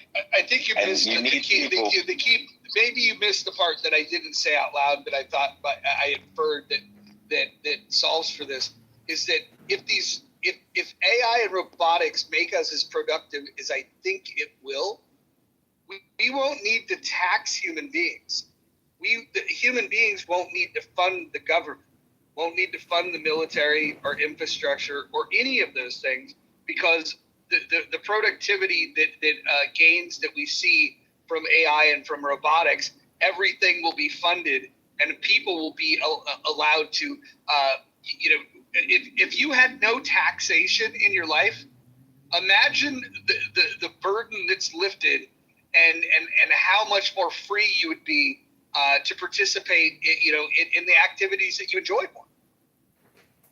Roger, what I'm saying to you is that there won't be any taxes because there won't be anyone working, because the efficiency of the artificial intelligence and the robots, there won't be anyone earning income. So the idea of taxes, it's irrelevant. This is what I think you're missing. Like, people won't earn an income. There won't be labor. There won't be opportunities to differentiate yourself in a capitalistic system and Anthony, say, Mojo is presenting. Mojo is presenting the greatest possible utopian vision imaginable, and it's so imaginative. I mean, he's claiming that it solves income problems because of the productivity increase. But Mojo, don't you think that's a utopian vision you have? No, it fundamentally doesn't. Before we get to utopia, let's talk dystopia. Let's talk about the dystopia. Where are people earning money from that they aren't paying taxes on? This is the part that's missing. This is very odd to me. Well, Anthony, can I ask you a question? Are you a free market person? I'm a free market person, but I'm saying to you that automation is going to kill that. Okay, but let's back up. So you say you're a free market. What and how do you currently have investments? What do you currently invest in? My primary investment is in real estate. Okay, so that's a good one because they're not making any more real estate, right? So at one point, people are still going to need housing. That means someone still has to build it, and if the robots break down, someone has to build them. But this is my question outside of real estate. Do you know the majority of Americans who are actually earning money do not do that on a job? They do that through investments? Okay. Edward, this is what I want, like succinctly. I want you to explain to me how people are going to earn money. This is, I don't like companies, stock market, revenues, price to earnings. Where are these earnings coming from? How can consumers consume if they can't earn money to consume? These are very basic things that I'm trying to understand. I know, but Anthony, I think when you say basic things, okay, if I understand where you're coming from, you don't think that we're going to be able to produce anything. You're so private sector so public sector that you think the private sector in innovation, Roger just told you, if we go out and innovate, which has made America what it is today, the human being will always be a producer. That's not going to stop. And just because we have a tool called AI, that tool was created by us. It doesn't create itself. And regardless of what you and I think. You're wrong. It does create itself. Robots building robots. Anthony, hold on. I want you to hear yourself, because I don't know why we actually personally believe that AI is the what's the word I want to use? Roger, help me with the word. AI is what? But will that AI? I mean, AI, look, in my mind, it's just a larger scale of the Industrial Revolution. I mean, if you think about the Industrial Revolution, we were able to we could replace physical labor with machines, right? And now we're going to be able to replace some jobs that required thought. When we replaced the labor, the physical labor with machines, the economy actually grew. There's really no example. You might see some jobs disappear, but this catastrophe that people are calling for, that they think that, or that they're making this prediction that there will be less jobs because of this. I think that what we don't know is what this is going to enable in terms of new jobs. I think it's going to free people up to be more innovative. And I personally believe, and if you look at human history, if you look at all the great inventions that we've made in the past, while they might disrupt a particular sector or two, they ultimately end up creating way more jobs than they. Roger, I would have agreed with you prior to what's going on now. It is completely different this time. And I don't think we are wrapping our minds haven't you heard of the expression, there's nothing new under the sun, Anthony? America, respectfully, bro, how about this, right? I would like you to add your ideas to the discussion. I'd like to have something meaty from you so I could chew into it and say, okay, this is what he believes. I have no idea what you believe. I hear cheerleading. I hear, question asking. I don't know what your opinion is. I don't even know if you have an opinion. I would love to hear from you. You don't think I have an opinion? These are my thoughts. I don't know if you have one. I haven't heard one yet. And I'm not trying to be funny or criticize you. This is a crazy small stage. This is a beautiful environment for us to really talk freely. And I want what your ideas are. How do you feel about AI and robotics? What do you know about AI and robotics? Why do you think that it's going to lead to, instead of like job destruction, to job growth? These are the reasons I believe that this is going to happen. And I can say, well, I'm going to counter it with X, Y, and Z. That's what I'd love to do that. So Anthony, here's the thing. Here's what's on my side, is that at no time in human history has creating more efficient tools eliminated more jobs than it's created.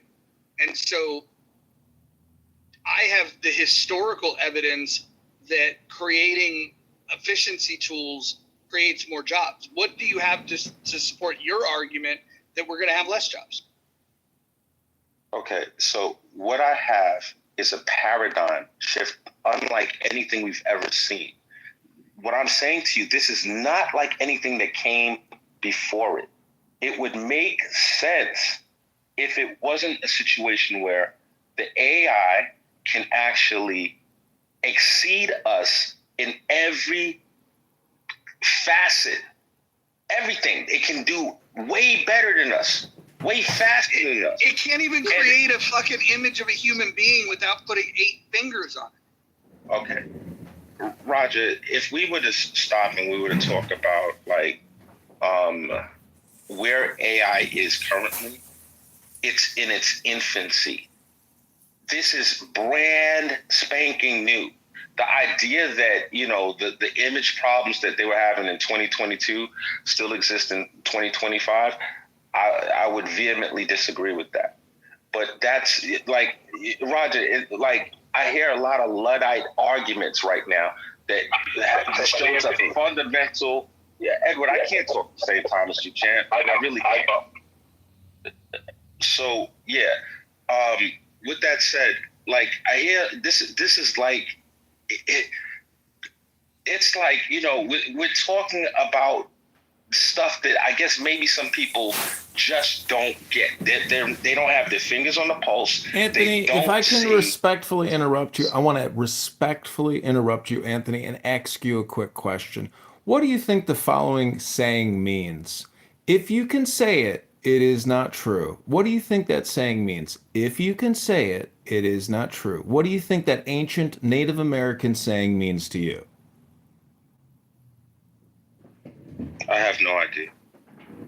Okay. Well, when I say if you can say it, it is not true, that means you're kind of doing what a lot of other people do here with this all or nothing AI position statement.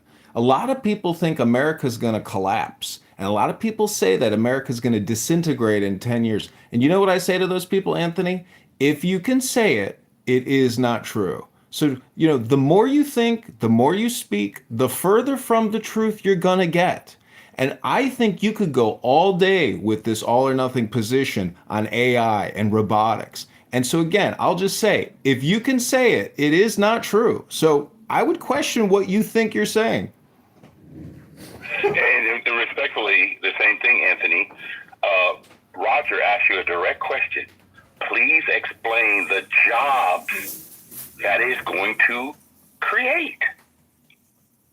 Okay, no. He did.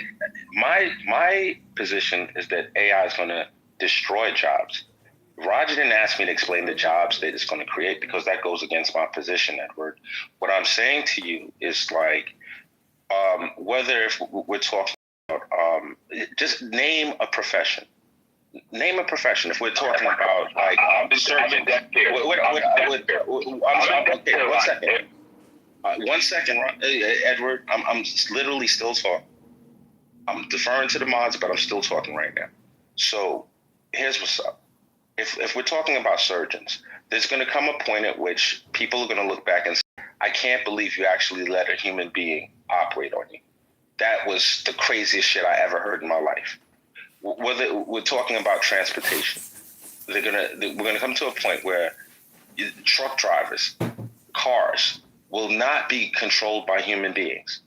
It will be, the insurance companies won't allow it. They will not. It's going to be so cost prohibitive that they're not going to allow people to drive. There's so many industries, man. I'm trying to find an industry where AI is not going to have an impact. I think, that's where I think that's a more interesting conversation. Can I give you one? Plumbing. Yeah, plumbing. Not only AI plumbing. can absolutely do plumbing, electrician, HVAC. It can absolutely do all of that. Okay, so hold on. With robotics, absolutely. Okay, Anthony. Okay, we have storms, right? I want to ask you a question.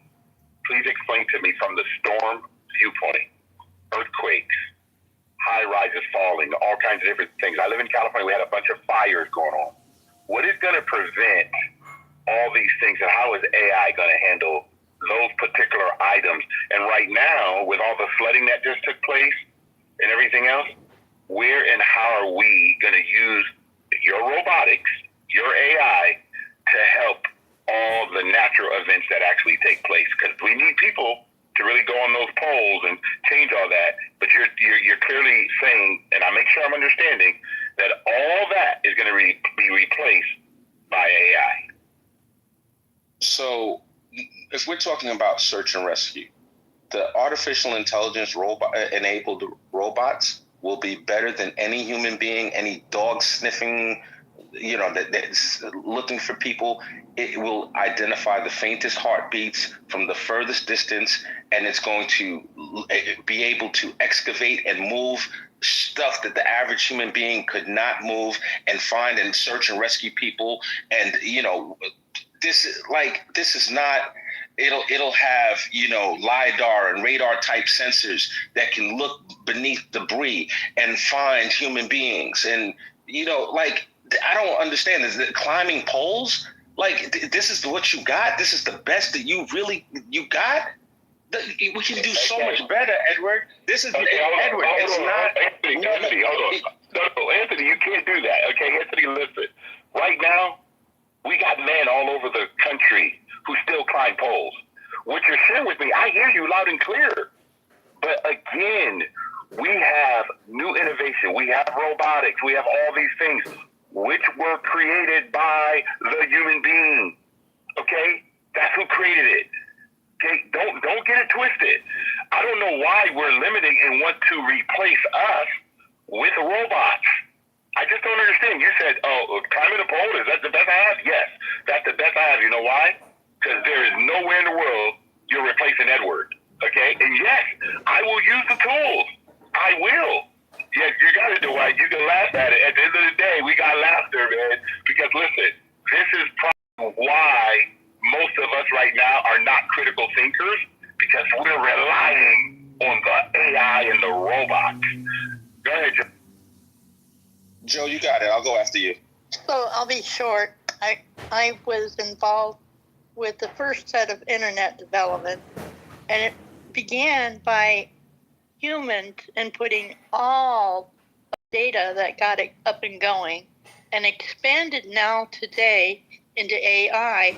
So the more and it expanded because, quote, the internet has run out of space, in terms of collecting the data, and now AI is taking over to expand it.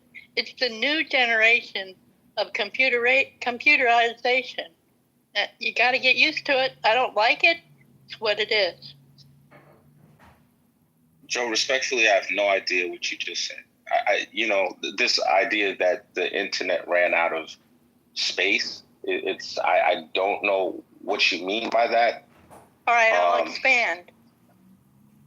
The internet was only developed to answer questions, not theorize or critical think, air quotes. AI is being utilized to critically think. Ask anyone who is in IT in the military. Just ask them. You know, if we want efficiencies, the efficiencies have to be applied to the government. The amount of accounting and bookkeeping required just to file your taxes. Have you seen the IRS hand manual, the micro print, the thousands of pages of information? It's incomprehensible and unusable. It means nothing to the average person filing a tax return. So again, a lot of this comes out to Congress, your senator and your congressman, borrowing from the Federal Reserve to continue funding a broken system that enslaves you, traps you, and causes you more work than you need to do. Should you spend 2 days out of your annual year filing your taxes and getting your car's emissions tested? They waste our time on shit that technology can clearly and easily resolve. And we're all paying property taxes and income taxes to fund a government that is borrowing on top of the money we're already giving them. This insanity has to come to an end. It's my opinion. But people who are all or nothing on AI, it's like you think the reality just got invented or something. I mean, this is tens of thousands of years of progress to get here. And just because there's an AI chatbot that can create incredibly well-formulated sentences in response to you, don't be easily confused with regards to intelligence and spam. ChatGPT and the way people use it is like rats in a fucking cocaine testing box. It's dopamine and spam, and it's not making people smarter. It's making people into automatons. All right, cool story, bro. I want to talk about like practical. You know what? Cool story to you, Anthony. Go ahead and tell us your cool story, sir. I can't wait to hear your cool story. Go ahead. No problem. Go ahead. Let's hear this cool story, Anthony. It's no problem, American. I'm happy to tell my cool story, right? My cool story is like one of the most innovative, prolific inventors known to man, Elon Musk, has been promising self-driving vehicles for over a decade. Over a decade now. This would not be possible. We would not reach robo-taxi level of autonomy were it not for the innovation of artificial intelligence. We could not program our way into self-driving vehicles. There was too many edge cases, too many weirdo scenarios that you just could not program for. Tesla has more video data behind the wheel of an automobile than any other company in the world. It has fed that data into its supercomputers, and it has taught these cars how to drive orders of magnitude better than human beings. This is the practical cool story, implementation. American, I'm sorry if I hurt your feelings, bro. I was just messing around. I didn't mean anything by it. It's a small stage. I don't want to. Well, the point is park your car. The point is park your car, sir. Since we have this incredible supercomputer, get to your point, Dr. Anthony. No, American, brother. I specialize in disrespect. I'm really good at it. I'm really, really good at it. All right. We have 6 people on stage and you're telling me to park my car. If you want me to get live, I'll get live with you. That's what I do. So Anthony, I never told you to park your car, so you don't have 6. Go ahead, Anthony. Get live. Thank you for the moderation badge, Mojo. Well, listen. I just want to make sure everybody feels that there's not imbalance here in this conversation. I don't mind if it turns contentious, or if you guys settle your differences a different way. But I'm here. I got my popcorn. Let's go. I love it. Hey, Dr. Anthony, can we bring in AI to help us out? Because, I mean, we need to monitor this because we can't do it on our own. Edward, humor is not your strong suit, man. You're a very pious man, and I have the utmost respect for you. But, like every man has his limitations, and clearly you have yours. Thank you. I have limitations. Maybe you can have AI write you some jokes, Jan. Anthony. Yeah. Anthony, I'm just. I got a question. Who do we think Edward would be most like in terms of TV dads? Would he be Mr. Winslow? Would he be Mr. Huxtable? Who do we think? Maybe on Good Times. Who is the TV dad that Edward is most like? Anthony, what do you think? I'm going with Cliff Huxtable. That's what I'm going with. With the lovely Claire Huxtable, the lovely super cute family, and the kids that are all have done they're positive contributing members of society. That's what I'm rocking with. I was going with Mr. Brady, Roger. I was gonna say perhaps Ward Cleaver. Yeah, there you go. Now we talking. See, now you're giving me some real steam. Now there you go. I take Mr. Cleaver anytime. See, I don't think Bill Cosby would even be close to an accurate representation. I watched that show a lot as a kid. In hindsight, and knowing what he did to women, whether it's true or not, he's free. But I don't ever remember God ever being mentioned on the Cosbys, not even once.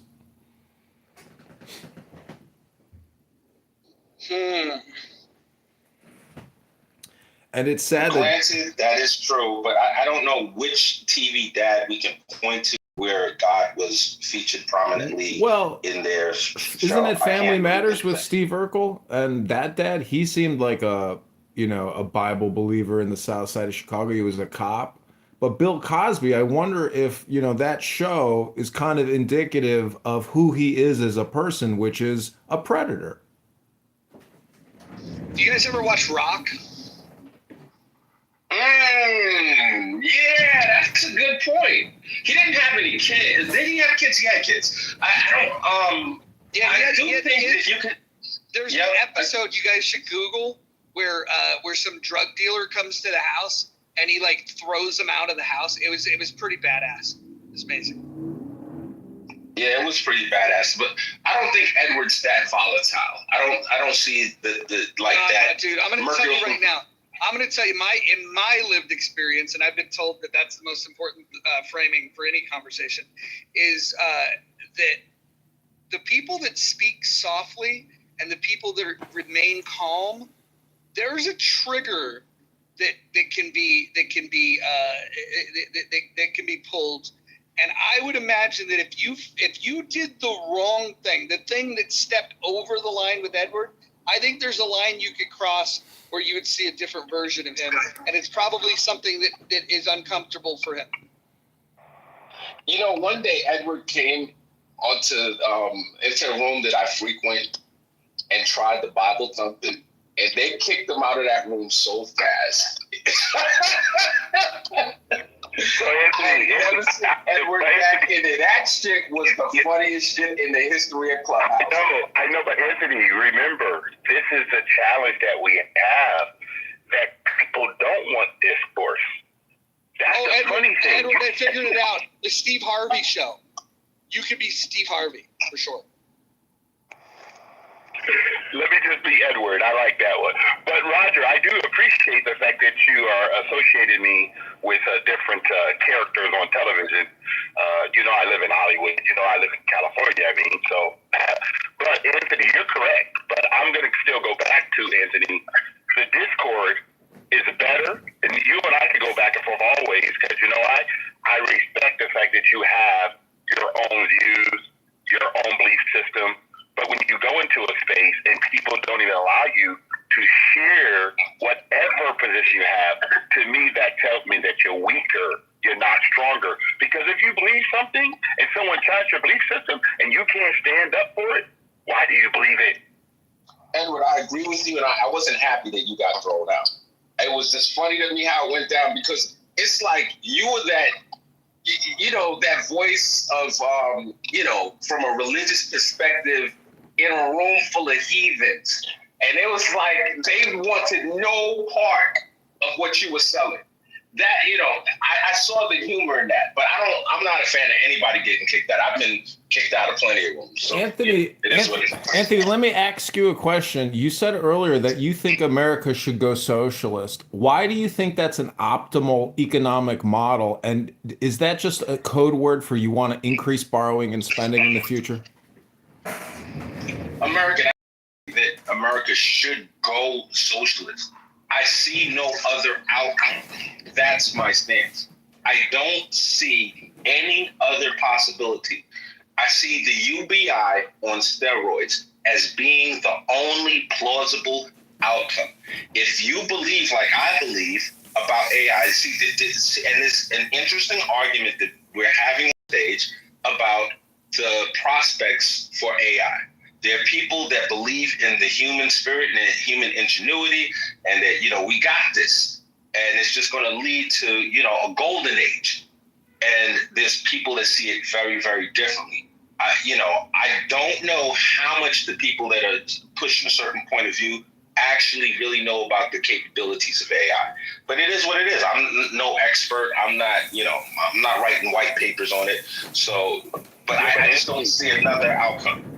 But they got to be white. No, calm down, Americans. It's not white and black, bro.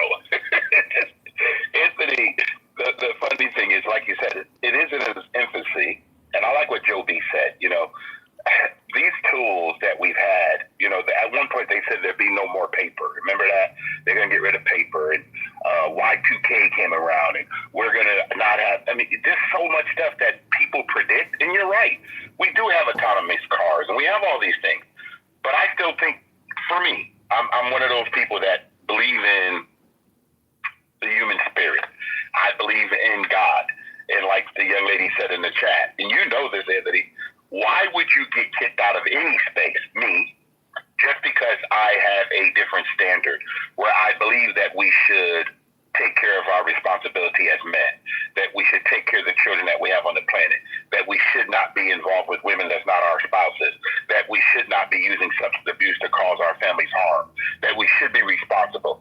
I got kicked out of a space because I thought a different standard. And I like what Sig said. Yeah, I speak softly, but like Roger said, at the end of the day, you come from my family. I do believe in the Second Amendment very well, and my wife actually shoots better than I do. So we're not stupid people. And I tell people all the time, I believe in Christ, but at the same time, I'm going to protect my family. Edward, I would never confuse you with a coward. I've never gotten that vibe from you.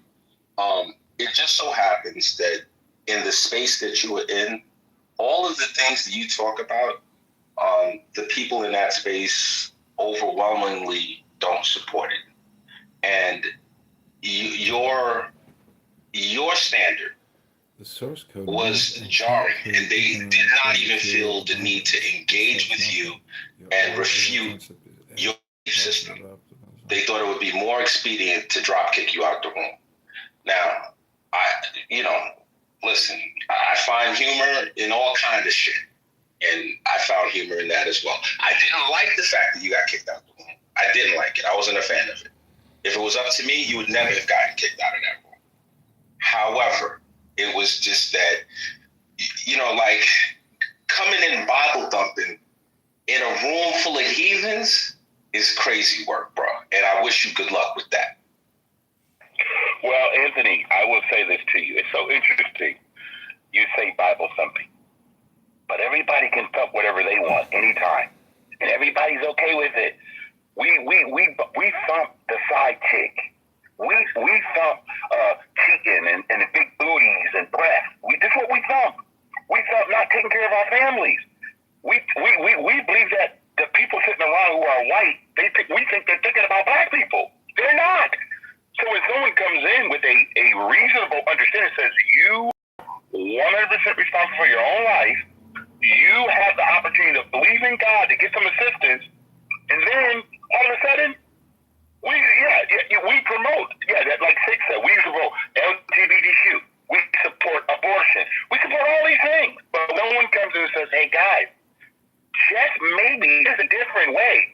And you say, not you, Anthony, but the people in the room, we don't want to hear no Bible stuff. We don't want to hear nothing about no preaching, none of it. I'm like, wow. And you're right. That day I got kicked out, I even told my wife, this is where we are today. We can't even have discord anymore. At one point in America, we could have a conversation.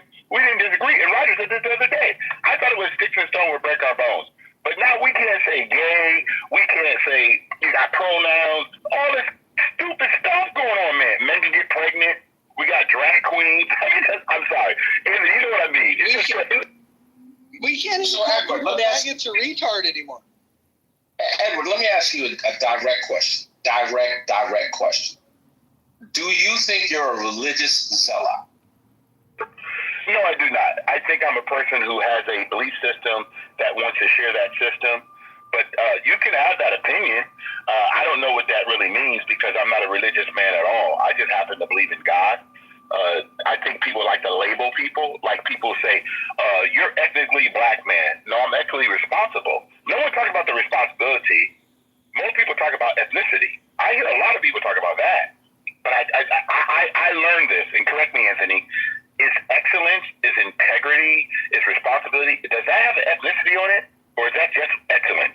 Not whatsoever. And if you've seen me in any of these clubhouse streets, you'll know that I certainly speak to that all the time. You know, and I get drowned out by certain people because of my belief system. So yeah, definitely. But according to your worldview, do you think there's multiple ways to get to heaven or only one way to get to heaven? I don't think there's no way to get to heaven. I don't think heaven was ever the goal. Not for Edward. Adam was created on the earth. Adam was not created in heaven. I do not believe the philosophy that people have. I believe that that's why he's coming back. If heaven was our goal, I just die and go to heaven. But that's not the purpose. God never came to say, Edward, I want you to go to heaven. Actually, God wants Edward to live on earth and make sure he's doing right by the people on earth. I can't do anything in heaven. Zero. Cannot. Not even a little bit. So me dying and going to heaven is not going to change anything. But me being kind and respectful and give people an opportunity to listen to them and forgive my wife, forgive my children, they forgive me, I think that's a lot greater because I get to live that, in fact, that on earth, not in heaven. So, Edward, do you think that everyone that's kind and is respectful and takes care of people is going to have eternal life? If they choose to follow the principles of the Word of God, I think that the kindness of the human being would be better. Whether or not, it's not up to me that they have eternal life because I didn't set the rules. But I think that us showing each other kindness, like even just having this conversation now, Anthony, and talking, the respect that you have and I have, listening to each other. So I can't answer for other people because I don't know what people are going through inside their heart. But I will endeavor every single day to be the best person I can be. And try my hardest to love myself so I can love my fellow man also. To paraphrase you, because I don't remember word for word what you said, it sounded like you said if they had, a similar belief system to you, it would be better. If people that are kind and, look out for it, but if they believed in the word, whatever word you use, it would be better. And that, I've been doing the tap dance with you, and I respect it completely. It's been a great back and forth, and I appreciate you, and I love the tone of it. But I think that's like that's the zealotry, and I'm not knocking you for it. But I have some people that are extremely close to me that low key they're zealots. You know what I'm saying? They're but it is what it is. Like, a part of being a true believer is to be a zealot. And it's like, I think that there's a lot of people that Anthony, feel can I ask you a question? Sure. Ask you a question. So I don't know how familiar you are with the Bible, and I'm not even identified as a Christian, but let's just put it this way.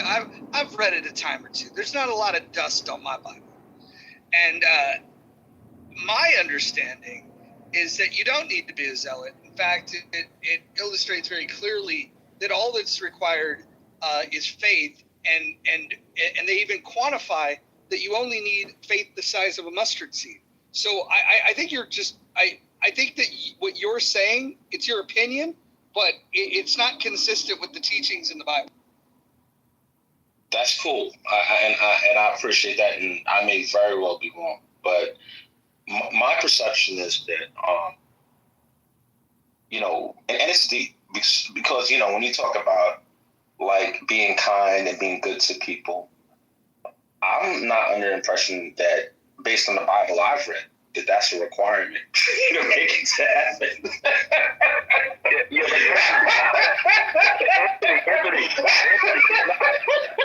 Anthony, I like that, Anthony. But Anthony, you didn't ask me if it's a requirement or not. I gave you my observation. But did any of you guys have the opportunity to witness the funeral for the person that just died over in the United Kingdom? The Black Sabbath guy? No, I didn't see it.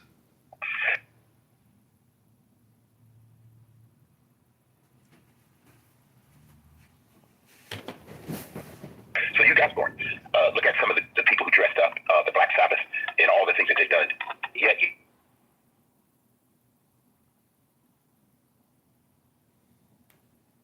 say that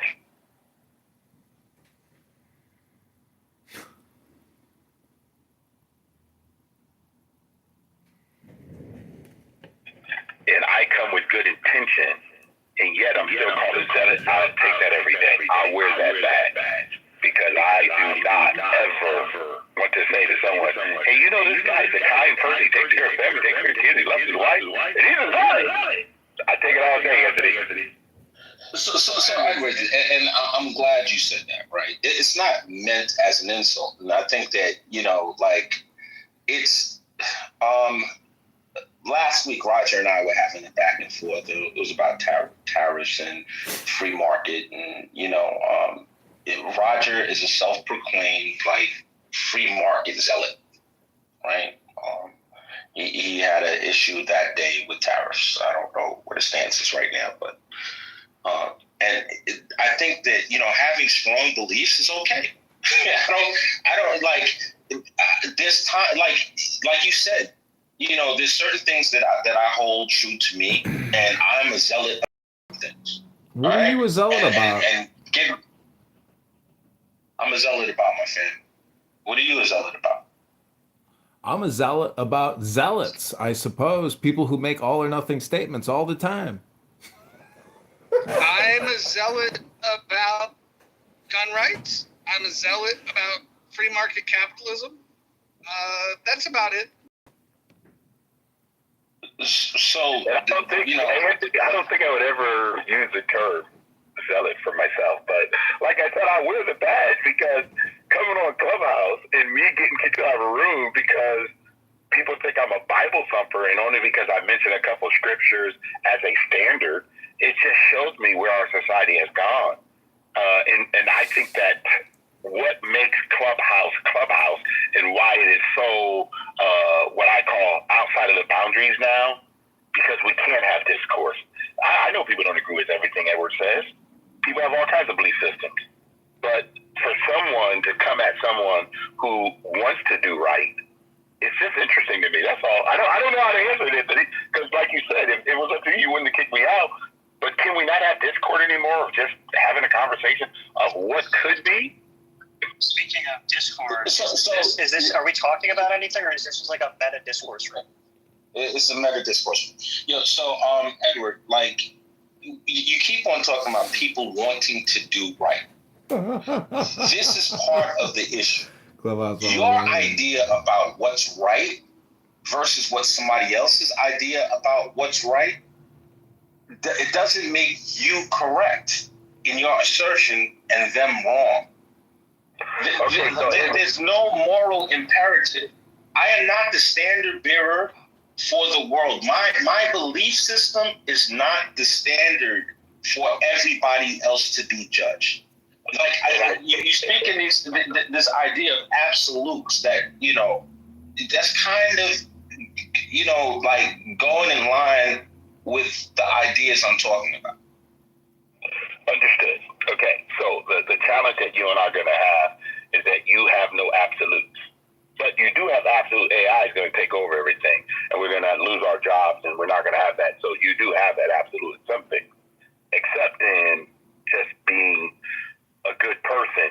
Now, if I say to you, me cheating on my wife is not absolutely wrong, or me going in and smashing and grabbing, or me doing something to violate another human being, I think that what you're saying when I say what's right, I believe that there are certain things that we all know that is what I would say good behavior, correct behavior.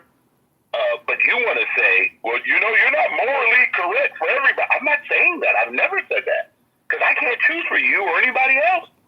But I do have a right as a person to share my viewpoint and my belief system, and people want to accept it or not.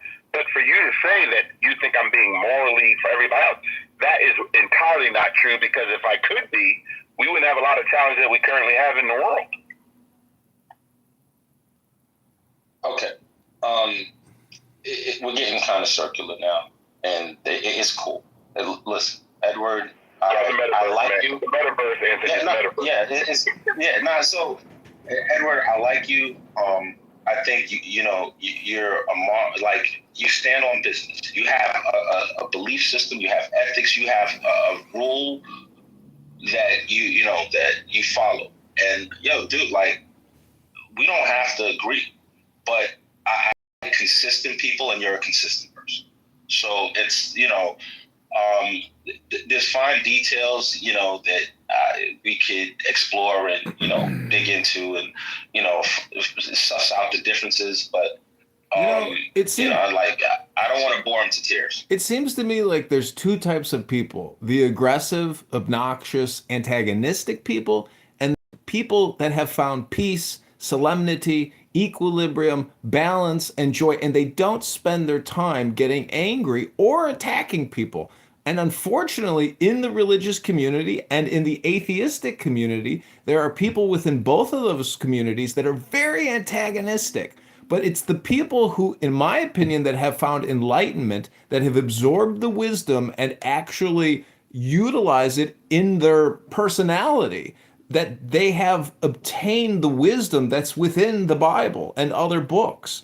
And it's the antagonistic people that have not picked those books up in years and come on here and are very angry and very loud, very antagonistic, and they want to stir the pot and they want to poke the stick. Those people, to me, are obnoxious and low IQ. That's my opinion. Cool. So, to me, another cool story.